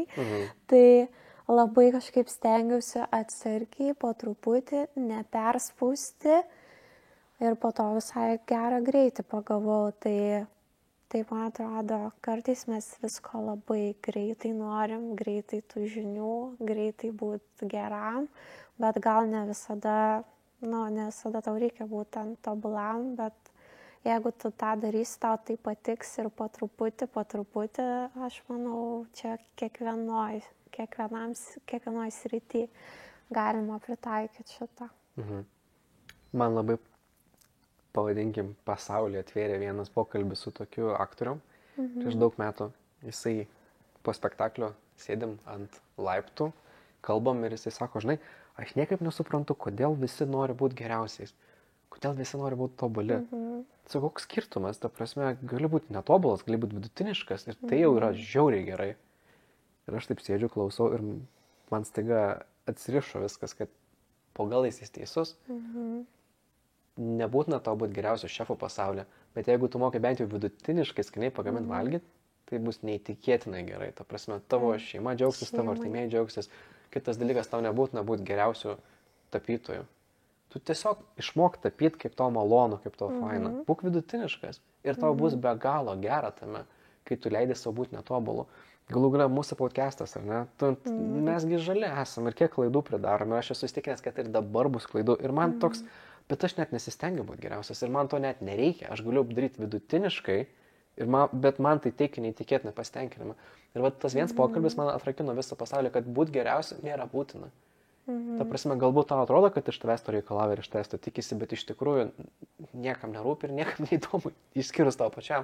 Ir jeigu tu darai, atsipalaidavęs, darai nuosekliai, galų galėtų būsi vienas iš geriausių. Bet per ilgą laiko tarpą. O kad pasiektum tą vidutiniškumą, tam labai tas greit vyksta. Be galo greitai vyksta, kad tu tą vidutinišką lygį pasiektum ten 6-7, ta prasme, nuo 0 šitas yra pats greičiausias augimas ir paskui nuo 8 iki 10 ten užtrunka metus. Tai jeigu tu pakyli iki 8, tu gali atsipalaiduoti ir tu gali kitą dalyką išmokti iki 8, ir tu gali vidutiniškai mokėti gitarą groti, ir vidutiniškai mokėti šokti, ir vidutiniškai mokėti smuiku groti, ir vidutiniškai gali pianinu mokėti groti, ir vidutiniškai piešti. Tu gali beveik viską, ką aš garo žmonės, išmokti vidutiniškai ir tu būsi, kaip sakant, visų galų meistras. Ne visų galų meistras, tu būsi jack of all trades. Tu mokėsi visko po truputį, bet tu būsi išbandęs. Vieną dalyką gerai mokėsi tada savo kažkokią sritą. Čia irgi klausimas. Tu nemokėsi nieko, tada tu viską mokėsi vidutiniškai. Tada viskas, jo, bet gal tu mokėsi viską. Gal kažkam gerai yra taip. Aš tai visiškai pritariu šitoj vietoj. Manau, kad tu gali išmokti gitarą, nesvarbu, gal tu dirbi ofise, bet nori groti gitarą. Ir tu gali ją išmokti ir gali savo draugam pagroti. Taip. Ir visi bus laimingi. Taip. Tai aš visiškai už. Ir ką meno veiklos duoda, tai aš irgi mėgstu laisvalaikiu ir piešti. Ir ta pati muzika man yra įdomi ir vaikystėje grojau su pianinu. Ir visos tos skirtingos meno veiklos mane vis tiek irgi kažkaip praturtina. Būtent. Įkvepia, nepalyginsi su tais pačiais telefonais ir scrollinimu. Niekaip. Tai tai tikrai, man atrodo, tu nebūtinai būsi tobulas dailininkas, bet tu gali piešti, gali savo piešti. Būtent, kad tu gali piešti savo ir tai yra be galo malonu ir prasminga. Ir kaip vienas iš pirmų klausimų, kur man uždavė, kaip savo mylimą veiklą rasti. Tai va šitaip, tu išbandai viską, ką tu įsivaizduoji, kad tu gali išbandyti ir nei vienoj srity tu nebandai būti geriausias. Ir kai tu atrasi tai, ką tu myli, va ten atsiras tas alkis, o va čia aš noriu būti kietas, čia aš noriu būti labai, kaip sakant, kiek įmanoma geresnis. Ir man tai taip pat atrodo, išbandai kiek įmanoma daugiau dalykų atsipalaidavęs ir vienu ar kitu momentu tikrai užkabinsi, kas tavo širdį suvirpina ir tada tu žinai, aš čia noriu siekti toliau, aš čia noriu būti kietas. Arba gal net nebūtinai noriu būti kietas, gal tiesiog jaučiu tą didžiulę meilę ir tiesiog varai toliau. Nes ne visiems gal reikia būti kiečiausiams. Jo, ir netgi Meilutytės pavyzdys, jinai tarp tų geriausių, jinai tikrai puikiai plaukė ir tą medalį pakankamai anksti gavo pirmąjį. Kiek ten tų N medalių turi? Ir po to darė pertrauką karjeros ir niekas nesitikėjo, kad jinai grįž, bet jinai grįžo ir toliau gauna medalius ir čia nerealu yra. Absoliučiai. Kad žmogus irgi nemetė visiškai ir lygiai taip pat daro ir po tos pertraukos. Tai svarbu daryti, man atrodo. Taip, daryt nuosekliai ir daryti atsipalaidavus. Su tokia ramybė ir nebandant pasauliui įrodyti, kad aš geriausias ir nebandant savęs nuvertinti, kad aš nepakankamai geras, nes čia yra vienas didžiausių stabdžių. Nes tam yra esmė, kad tu gali būti geriausias kažkada, bet tau užtruks 10 mečius tą pasiekti. Tam yra esmė. Tu nebūsi geriausias, kai tau 20 metų, tu nebūsi geriausias net kai tau 30 metų, nes kažkas mokėsi nuo ten 4 metų, žinai, smuiku groti. Ir įdėjo ten 26 metus darbo. Tai kol tu neįdėsi 26 metų darbo, tu nebūsi niekad už tą žmogų geresnis. Ir va tas norėjimas būti geriausiu, jis daugeliu žmonių, manau, pakiša koją. Nes ne visiems reikia to. Aš manau, kad yra labai žmonės, kurie myli varžytis, jie nori varžytis, jie nori dalyvauti rungtynėse, jie tokie competitive, angliškai vadinasi, nežinau kaip lietuviškai išversti. Ir jie tiesiog, jiem to reikia. Jie jaučia ugnį tame varžymėsi su kitais, jiem to reikia, jiem to nori, jie nori būti geriausiais. Ir va jie ir pasiekė tų aukštumų didžiausių, bet ne dėl to, kad jie, kaip sakant, ramiai tą jo, ne, aš manau, kad jie tiesiog turėjo tą norą užlipti į tą viršūnę ir negalėjo kitaip, jiem tiesiog neišėjo. O vat kiti žmonės gali mėgautis neįtikėtinai turtingomis patirtimis, jeigu nesistengs būti geriausiais ir nebandys nieko rodyti ir nežiūrėsi kitus, kad, žiūrėk, ten Tadas geriau groja gitarą, ne aš. Bet tu iš vis negroji. Tai tau, kad ir vidutiniškai grotų, būsi pasistumėjęs šviesmečiais į priekį. O ką tu manai, kai žmonės daro per kančias tą dalyką ir nebesimėgauja, bet vis tiek daro, nes daug metų tą darė ir neįsivaizduoja, kad kažką dar gali daryti arba jau bijo bandyti? Ką galvoja? Vieniau, jaučia kančią, tai jau signalas, kad čia kažkas ne taip.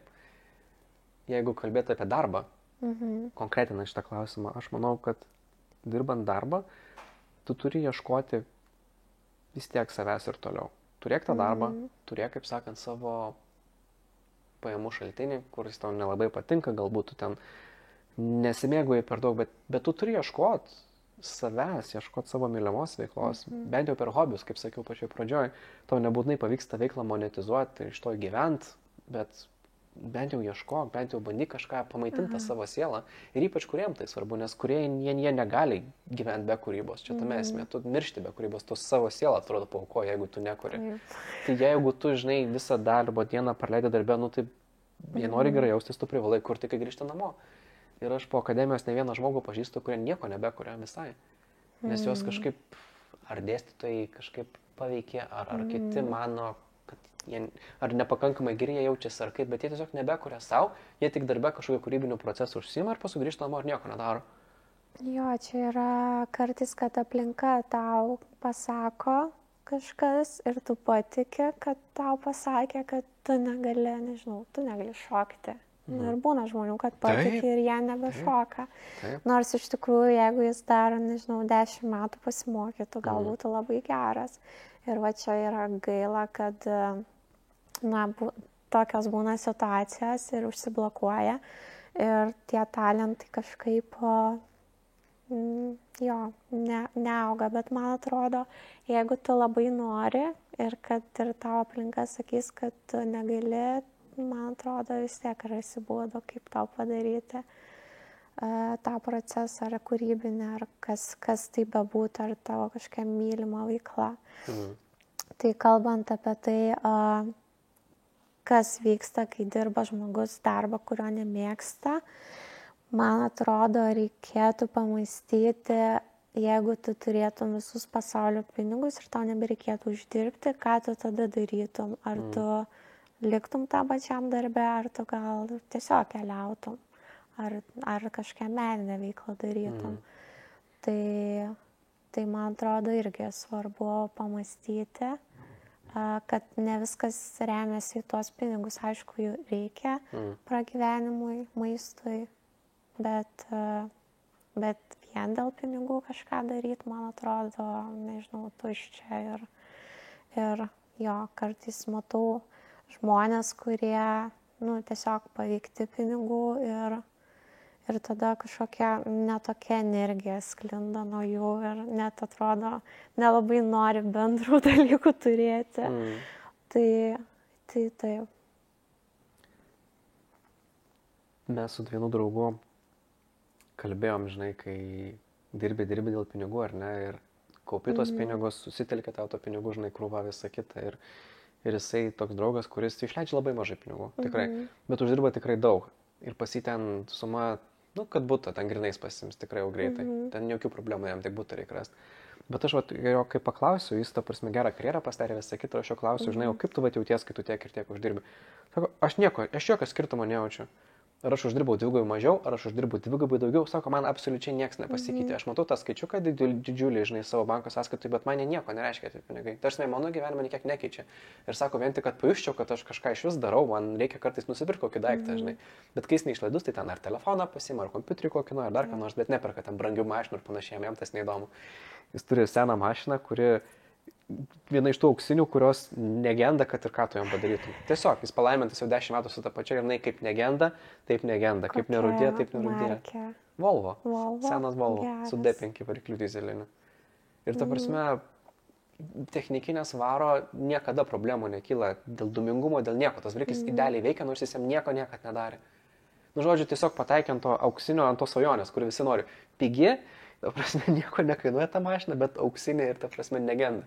Ten beveik milijonai, ten susukęs tų kilometrų, ten sunku patikėti. Anyway, bet kaip pavyzdys, kad tas pinigas didžiulis jam nieko visiškai neneša, nes jis jų nevertina. Ta prasme, nes jam tai, jis sako, man nereiktų geresnių daiktų, aš nieko nepakeisiu. Sveikas požiūris, man atrodo, nes nėra blogai daug uždirbti.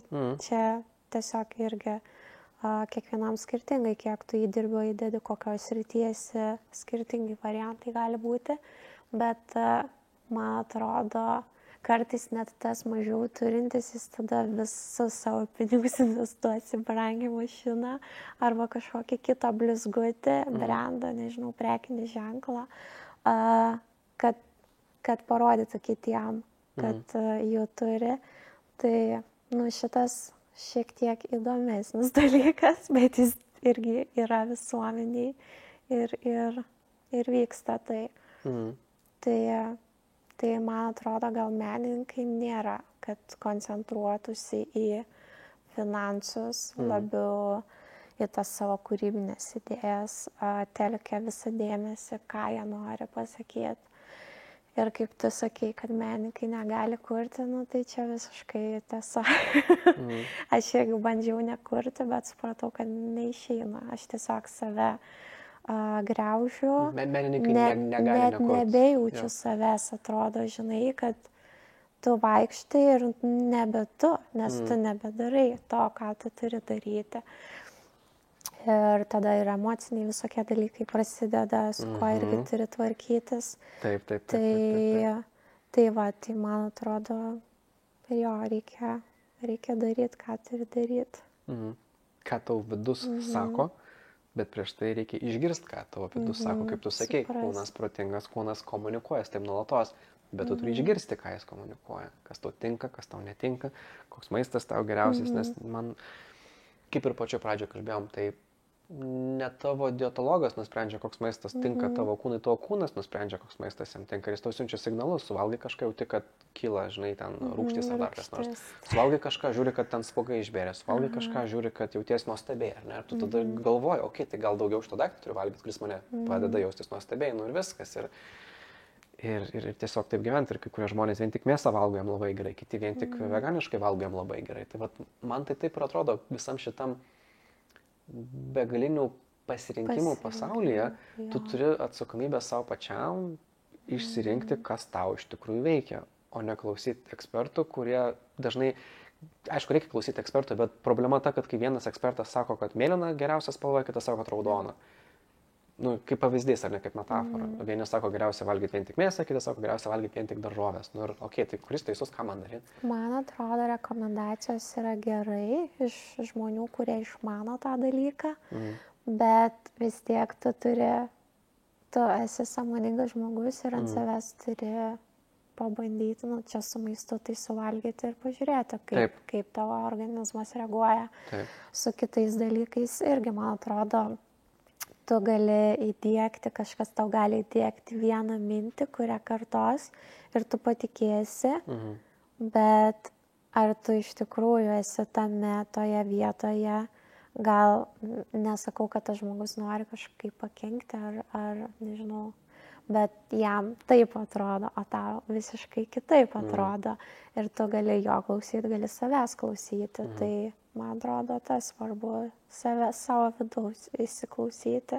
Tai ką šokis duoda man, kad aš suprantu, ką mano vidus kalba ir ko jis nori tuo metu. Jeigu aš liūdna, tai mano judesiai irgi tikriausiai šiek tiek kitokie bus. Jeigu aš ten pilna energijos, aš galiu taškyti irgi stipriai. Gali, kaip sakant, būti savim. Išreiški save per tą judesį, per tą šokį, per tą kūną. Jo, tai čia nebūtinai šokis, man atrodo, kažkam gali dainavimas tą patį kitam duoti. Tapyba. Kažkam verslo kūrimas. Nes čia irgi kažkiek yra, man atrodo, kūrybinių minčių daug reikia. Ir tokio supratimo. O galvoji savo verslus kažkada kurti? Man šiaip įdomu yra verslas, čia gal toks keistas gali nuskambėti kažkam, bet jeigu tu sukuri kažkam pridėtinę vertę ir, pavyzdžiui, labai džiaugiuosi, kad yra Vintedas Lietuvoje, nes tai yra tvarus verslas, tu gali šitą megztinį dar kažkam parduoti ir nebūtinai iš karto išmesti, tai kai tokių atsiranda verslų, aš labai džiaugiuosi, plus mūsų ekonomika kaip šalies kyla ir visi iš to išlošia iš tikrųjų, tai šiai dienai gal negalvoju kurti, bet nežinau, kur mane ateityje nuves, gal aš kažkokią idėją sugalvosiu tikrai gerą ir norėsiu gyvendinti, tai kodėl ne? Tai tikrai neatmesiu. Bet kad šokis ir kūryba bus visada su manim, tai šitą jau tikrai išsiaiškinau ir nesiskirsiu su jais. Nes aš tai tikrai tikiu, kad kai kurie žmonės tiesiog gimsta verslam kurt, kad jie turi tą suvokimą, kaip atnešti žmogui vertę, pačiu efektyviausiu būdu, kaip užmėgsti ryšį su žmogum, tokį ilgalaikį bendradarbiavimo. Jiem tas patinka, jiem tas faina ir jiem gal ne taip rūpi, ką tas verslas daro, bet jiem patinka patį verslą daryti. Ir aš manau, kad tai yra labai labai geras dalykas, nes mano suvokimu, kaip priešpriešą meniškai tai dvasiai, verslas yra tas, kuris padaro dalykus, nes menas dažnai jis toks, gal ne taip išsireiškiau. Verslas negali egzistuoti, jeigu jis nesukuria kažko. Jis privalo sukurti, nori, nenori, jis privalo produktą kurti, kuris bus prasmingas kažkokiai grupiai žmonių, kuri bus pasiryžus už jį sumokėti, ar ne? Jis labiau gal monetizuojamas, ką tu nori pasakyti. Man atėjo, ką aš noriu pasakyti. Verslas yra iš principo orientuotas į kitus žmonės. Jis privalo būti orientuotas į kitus žmonės. Jis negali būti pats iš savęs. Menas gali būti pats iš savęs. Jis gali būti pats savo, niekam nevertingas, išskyrus pačiam kūrėjui. Va čia koks skirtumas. Ne visai, pavyzdžiui, teatras negali vykti be žiūrovo. Turi bent vieną žiūrovą stebėti. Bet ar nebūtų galima tada pritaikyti šito visam ir tapybai, ir muzikai, ir šokiai? Tapyba irgi, jeigu yra kažkokia paroda, tai irgi ateina žmonių, kurie stebi. Tai pats piešimas, taip, gali būti tau kaip meditacija, kaip tokia forma kažkokia nusiraminimo, pats tas veiksmas, bet jeigu tai yra produktas, nes spektaklis yra produktas tam tikras, tai tada automatiškai yra, tu statydamas spektaklį, vis tiek turi tą omeny, kad kažkas ateis pasižiūrėti. Tu kuri kaip tu jauti ir kaip tu matai, bet tai aš gal sakyčiau labiau iš tos monetizacijos pusės, nes tu negalvoji, ar šitas spektaklis atneš, gal kažkas ir galvoja, nežinau, aš asmeniškai negalvoju, atneš kažkokios naudos ar finansinės, tai man toks skirtumas, bet nežinau, gal yra kitaip, čia toks mano pamąstymas. Nes pat verslas man vis laik atrodė, kad jisai padaro dalykus, kuriuos būtų paskui galima, kaip sakant, monetizuoti, kaip tu sakai. Bet menui, ką tu ir sakei, jis ne visada galvoja apie tą monetizaciją. Ir dėl to, ką aš turiu omeny iš tikrųjų, kad kartais kūrėjai kliaunasi visiškai savo intuiciją 100%, ką jie ir turi daryti. Ir jeigu ta intuicija nepataiko į kažkieno kito poreikius, tai nebus monetizuojama, bet jam, man žinai. Aš padariau dėl savęs vos, ne, man patinka, man faina, man gražu. Tai kad šitas dalykas, mene egzistuoja, kad tu vis tiek gali kurti meną, galų gale Bacho istorija, kada jis buvo pripažintas jau ten gerokai po savo mirties, kažkas rado jo natas, į kurias buvo įminuota žuvis, žinai, o čia genijaus darbas pasirodo, wow, susirinkim visus šito, žinai. Čia tas yra man susijęs su nemokėjimu savęs pristatyti visuomeniai. Nesakau, koncentracija nėra į tai, kad, wow, pažiūrėkit, koks aš esu. Gerbkit mane ir mylėkit ir pirkit. Tai čia daug kas žinau, kad mano artimoje aplinkoje yra, kas nemoka kažkaip savęs pristatyti, kad ir kiti tave suprastų, pajaustų, ką tu darai. Bet čia mes kalbam apie verslą ir meną, labai šiaip įdomu, niekada dar nediskutavau šitą temą, bet ne visi verslai irgi išauga ir ne visi monetizuojasi, būna daug irgi padarytų, bet jie irgi ne visi yra reikalingi žmonėm tikriausiai, jeigu neišauga, tai didelį kažkokį produktą. Kai kurios sritis būna neišsivysto, nes tiesiog produktas, kuris niekam nereikalingas. Bet jeigu produktas reikalingas, tai net jeigu verslas, kuris pardavinėja puodelius, mėlynus, žlunga, Bet verslas, kuris pardavinėja raudonus puodelius, jis vis tiek puikiai laikosi, nes jis kažką geriau padarė, gal geriau išreklamavo, gal dar ką nors. Bet puodelių verslas, kaip sritis, jis laikysis, jis niekur nedings. Bet kai kurie puodelių kompanijos gali žlugti, nes, ne laiku ir ne vietoj. Jų netinkamas produktas buvo. Tai vat su verslu man tas vat ir labai labai žavu, kad verslas, jis turi atliepti kliento poreikį. Kad jis vis laik orientuojasi, kad jis galvoja apie klientą. Bet vat menas man vat tas ir yra, kad menas jis ne visada apie tai mąsto. Yra kūrėjai ne vis laik apie tai mąsto. Ir vat man atrodo, kad čia yra tas toks, mano čia teorija, čia mano suvokimas, mano konceptas, kad jeigu kūrėjas galvoja labai, stengiasi pataikyti ne tik į savo poreikius, ne tik atliepti savo vidinį pasaulį, bet stengiasi tuo pat metu ir savo kliento poreikius atliepti, kad toks darbas bus žymiai vertingesnis klientui ir jis už jį sumokės.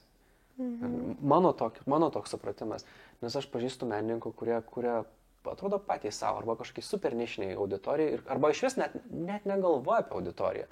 Tiesiog aš padarysiu, kas man viduje, kažkur įdėsiu, kas bus, tas bus.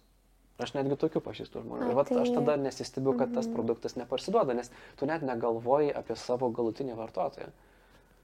Mano tokia mintis. Jo, šito vietoje ir taip ir ne, ir sutikčiau ir ne.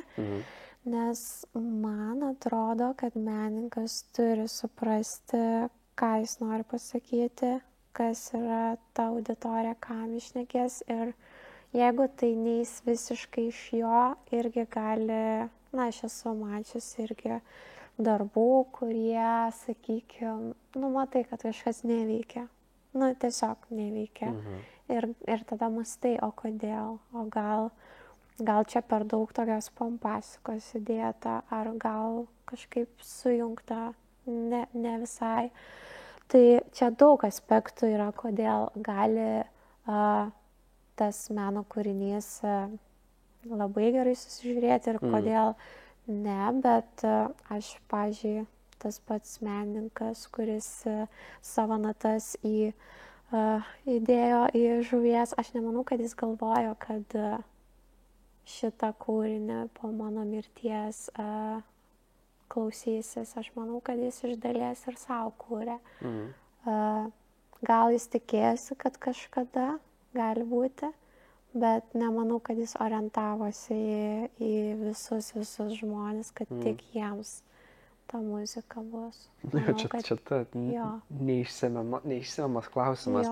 Ar jis ne savo laiku sukūrė, ar jis sukūrė ateičiai ir tik ateitis atėjus pasakė, kad žiūrėk, dabar yra laikas tavo, kuriam tu negyvas, bet tavo kur negyvena toliau. Čia jo reikėtų paklausti, man atrodo. Ta prasme, čia toks yra, ar jis marketingo nepadarė, ar tiesiog buvo nelaikas jo kūryba, čia be galo, toks atrodo, gali metafiziškai kalbėti religiškai, kaip tu nori, filosofiškai ir tai nerasim atsakymą.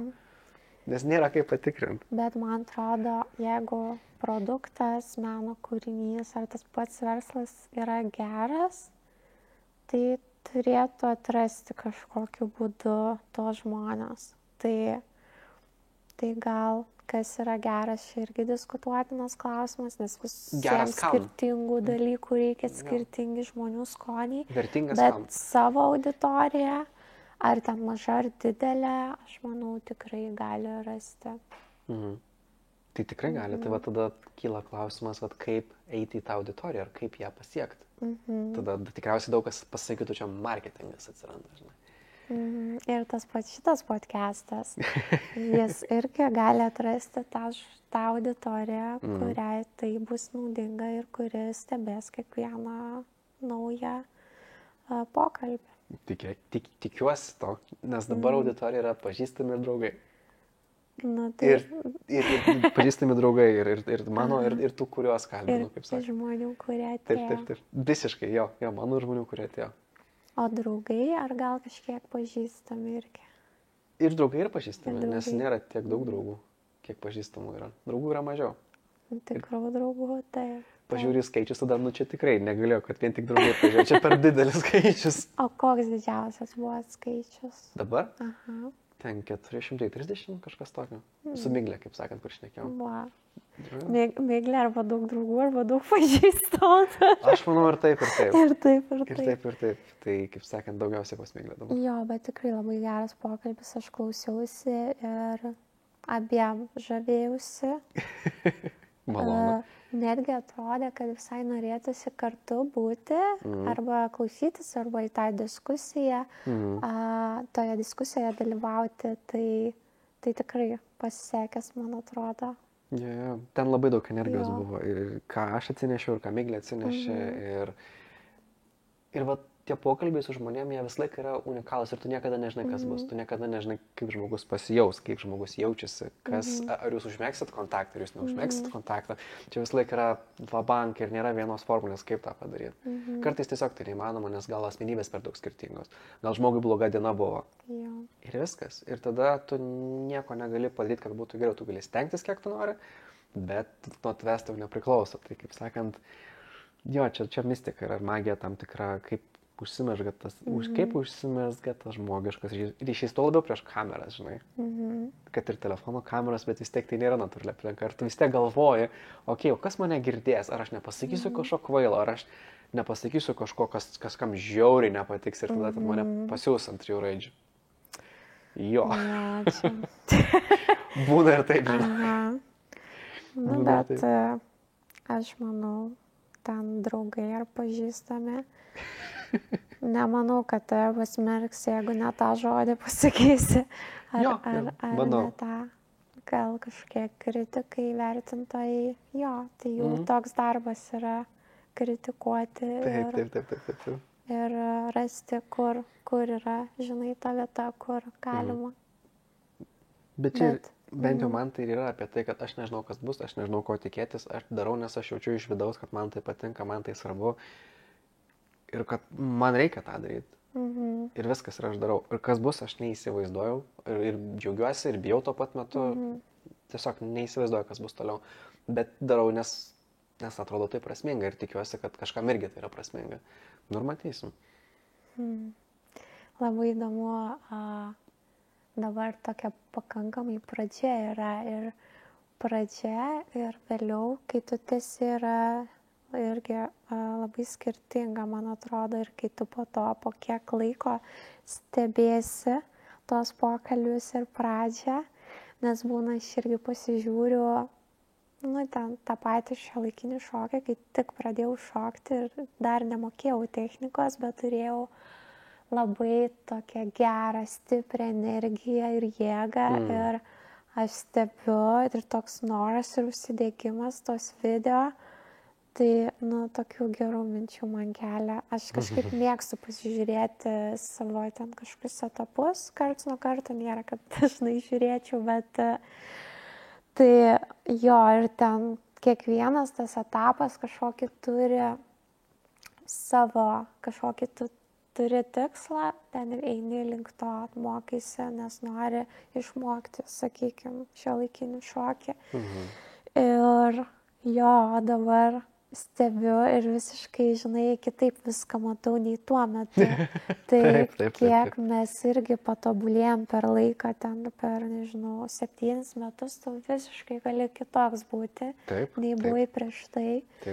Tai, kažką pradedant, man atrodo, kiekvienam žmogui svarbu žinot, kad tu iš karto gerai nepadarysi.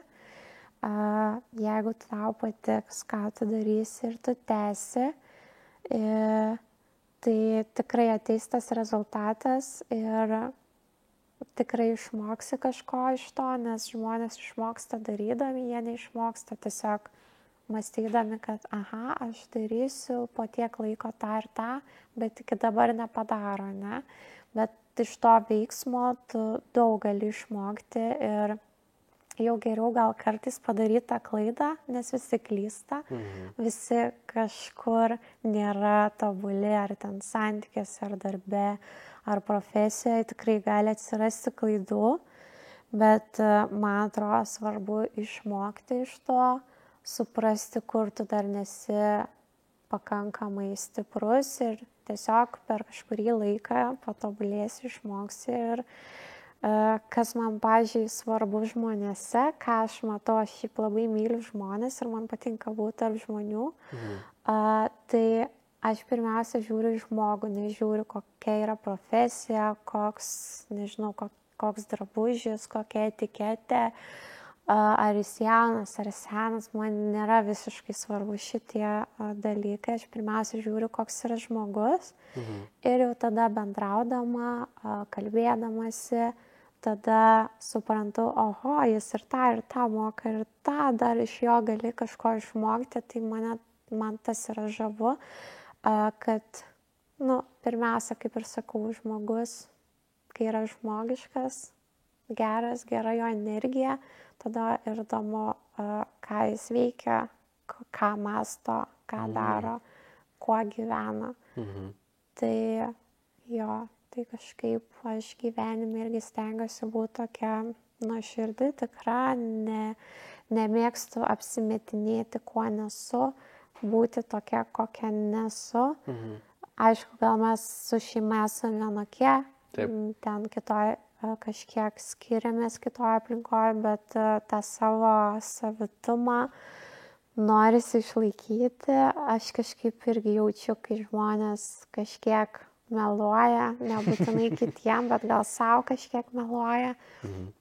Tai jo, tai kažkaip labai vertinu tą, kai žmonės būna nuoširdūs, tikri ir nebando užsidėti daug kaukių, kad neparodyt, kad tik jo, kad čia aš esu toks atviras, jo.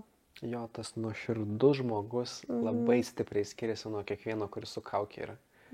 Kai aš bent jau taip, man atrodo, kad kadangi pats bendrauju kiek įmanoma nuoširdžiau, ypač su artimai žmonėm, tai per tiek laiko, atrodo, jau pradėjau pajusti, kas tas nuoširdumas yra. Ir tada iš karto atpažįsti, kad čia žmogus nuoširdžiai kalba, nuoširdžiai elgiasi, jis yra toks, koks jis yra, jinai yra tokia, kokia jinai yra ir iš tikrųjų. Ir vos tik sutinki žmogų su kaukė, aš matau, čia yra kaukė, čia pas tave ant veido yra kaukė, tu vaidini dabar kažką. Ir iš karto toks, tai aš dabar, tu čia su kaukė, aš ir pažaisiu kažką. Aš kažką čia pažaisiu, man toks įsijungia, tu nori kažką vaidindavai ir aš pavaidinsiu, pažiūrim, kas bus. Ir tiesiog būdavo juokinga tada. Bet niekada to žmogum negali pasitikėti 100%, nes tau atrodo, kad arba jis tau nori kažką įkišti, parduoti, pasinaudoti, išgirsti kažką, išpešti, tiesiog jaučiasi tas ir man tada iškart prasideda žaidimas.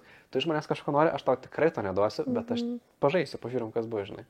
Bet tai nusiteiki nuoširdų žmogų, mes galim kalbėti be kažkokio žaidimo, be apsimetinėjimo. Aš sakau, ką aš galvoju, tu sakai, ką tu galvoji, mes turim normalų žmogišką ryšį ir visiems viskas aišku. Bet jei žmogus ateina su kaukė, game on, tu nori žaisti, aš irgi galiu pažaisti, žinai.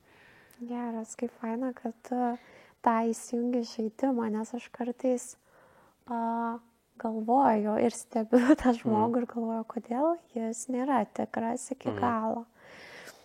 Ir man iš karto tokių daug minčių kyla ir aš noriu kažką pakeisti, aišku, aš nepakeisiu to žmogaus, bet kartais man norisi pakeisti pasaulį, kad jis kitoks būtų, kad jis būtų geresnis šiek tiek negu yra. Tai aš tiesiog nuo savęs pradedu, nežinau kaip kitaip tą padaryti, bet man yra maloniau bendrauti su žmogum, kuris yra nuoširdus, atviras, tikras. Tai natūraliai ir tokia aplinka susikuri. Tai aišku, gal tam žmogui yra saugiau būti ne visai tikru. Gal jis kitaip nemoka, tai čia irgi supranti ir tą vietą. Bet jo, tai kažkaip vis tiek stengiasi būti toks, kokį ir nori, kad aš kažkaip irgi kažką darydama visada galvoju, arba kažką pasakydama visada galvoju, ar jis kaip jis reaguos, kokia emocija bus. Dėl to, pavyzdžiui, ant vaikų niekada nenoriu rėkti ar kažkaip juos paveikti, nes aš žinau, kad ypatingai vaikai yra labai jautrus ir jie kiekvieną tavo žodį girdi. Ir suaugę yra jautrus, čia mes galim apsistatyti, žinai, stuburą užsiauginti, bet vis tiek, jeigu kažkas kažkaip nemaloniai su tavim pasielgs arba kažką pasakys tokio, tu vis tiek atsiminsi. Gal tai nebus tavo kažkokia lemtis, bet pagalvosi apie tą situaciją tikriausiai. Tave vis tiek tai kažkiek paveiks. Nebent tu ten labai tvirtas savyje ir nekreipint dėmesio į kitus, tada gal nieko nepadarys, bet vis tiek yra žmonių, kurie tau rūpi. Jeigu tu atsiriboji, man atrodo, nuo tų aplinkinių ir tu manai, kad jie nieko gero tau negali pasakyti, gal tada, kaip sakant, tu gali nekreipti jos dėmesio, bet vis tiek yra žmonių, į kurias dėmesį kreipsi. Taip nebūna. Kažkokių žmonių nuomonė visada rūpi.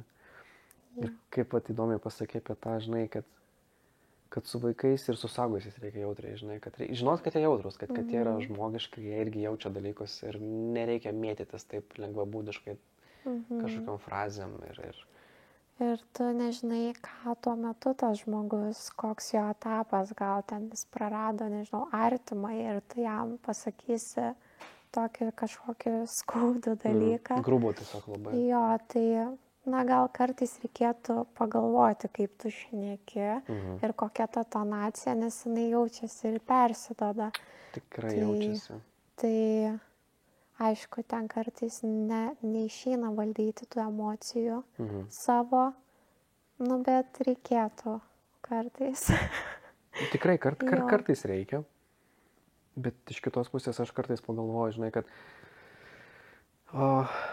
gal emocijos neturėtų periaukti į veiksmus kažkokius neigiamus, ar ne, ten daužytis, ar ten mindų mėtyti, ar dar ko nors. Bet kad tą emociją išreiškia, aš manau, kad yra gerai, nes tai komunikuoja kitiems, kaip tu jautiesi, kas pas tave daros. Aišku, reikia pasverti, laikas ir vieta tam turi būti, bet kad nebūtų taip, jog jautiesi piktas, ne viskas gerai, žinai, tu čia mane apgavai, bet nieko tokio, aš nepykstu. Nu, ne, čia blogai. Kaip tau sekasi? Gerai.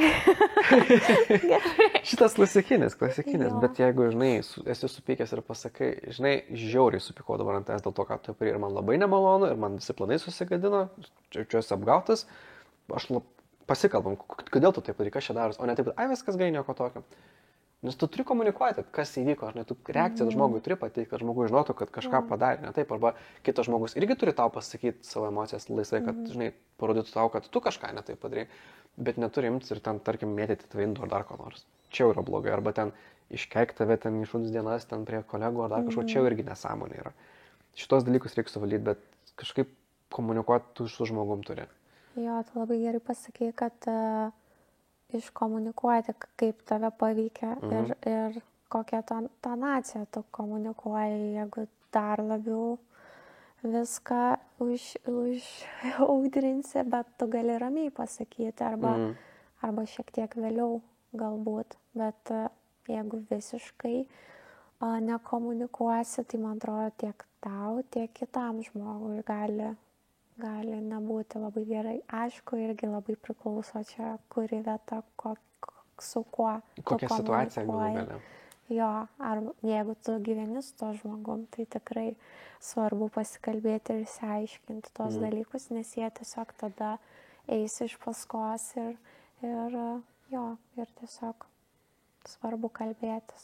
Tai kaip ir man darbė būdavo, žinai, Andriau, tu gerai darai dalykus, bet kai tu išsiuntė e-mailą, tu dažnai praleidi tam tikrus momentus arba neprisigi, tai atrodo prastai prieš klientus, tai davai prieš siųsdamas tą e-mailą padaryk pauzę, nežinau, pailsėk kelias minutės ar kažką tada ateik. Patikrink.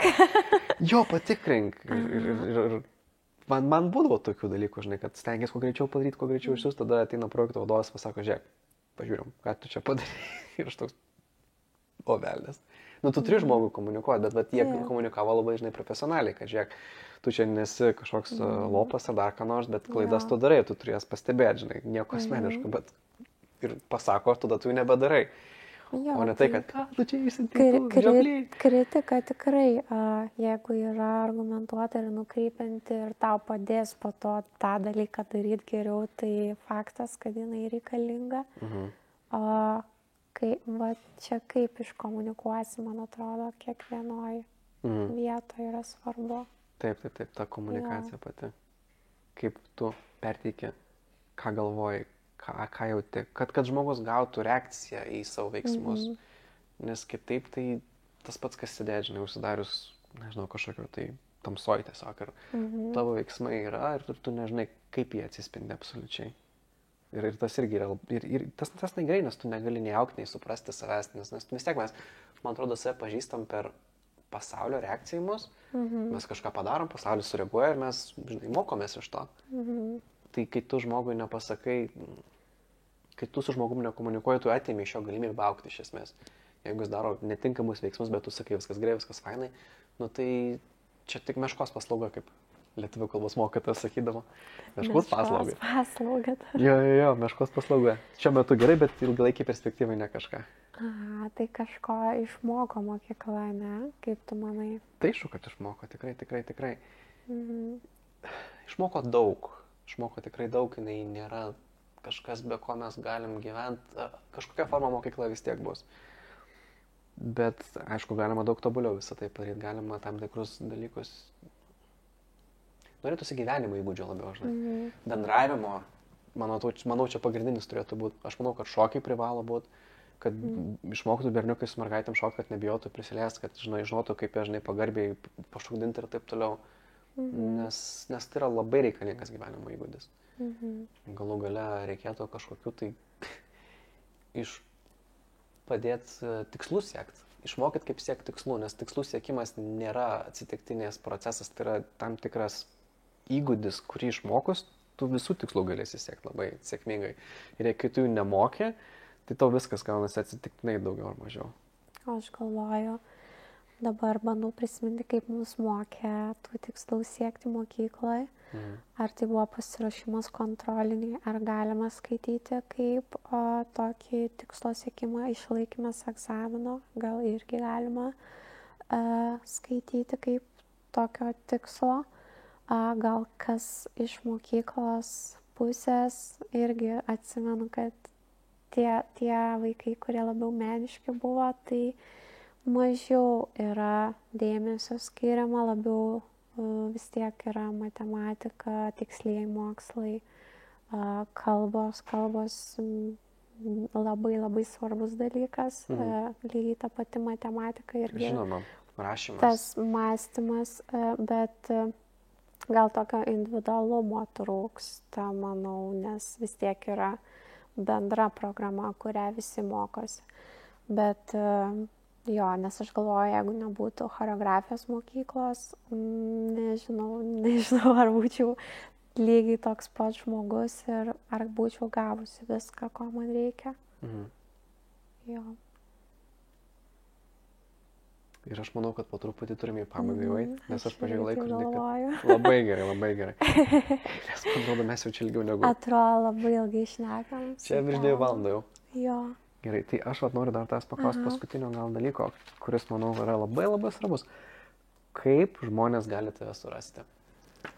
Tai... Per kokius kanalus? Kaip jie gali pasižiūrėti, ką tu kuri, kaip tu veiki, ką tu žiūri? Yra keli variantai, daugiausia gal Instagrame dalinuosi. Facebookas labiau skirtas pas mane renginių apipavidalinimui ir pakvietimam į renginius. Aš pati ten pamatau daug gerų renginių. Ir YouTube kanalas, tai visur reikėtų vesti Ukanytė Eglė arba Eglė Ukanytė. Vardas ir pavardė. Mes į aprašymą video įdėsim būtinai. Ačiū labai. Kad žmonės galėtų su tim susisiekti. Labai smagu. Tai ką, Eglė, ačiū tau už puikų pokalbį. Ir ką? Ačiū jums, žiūrovai.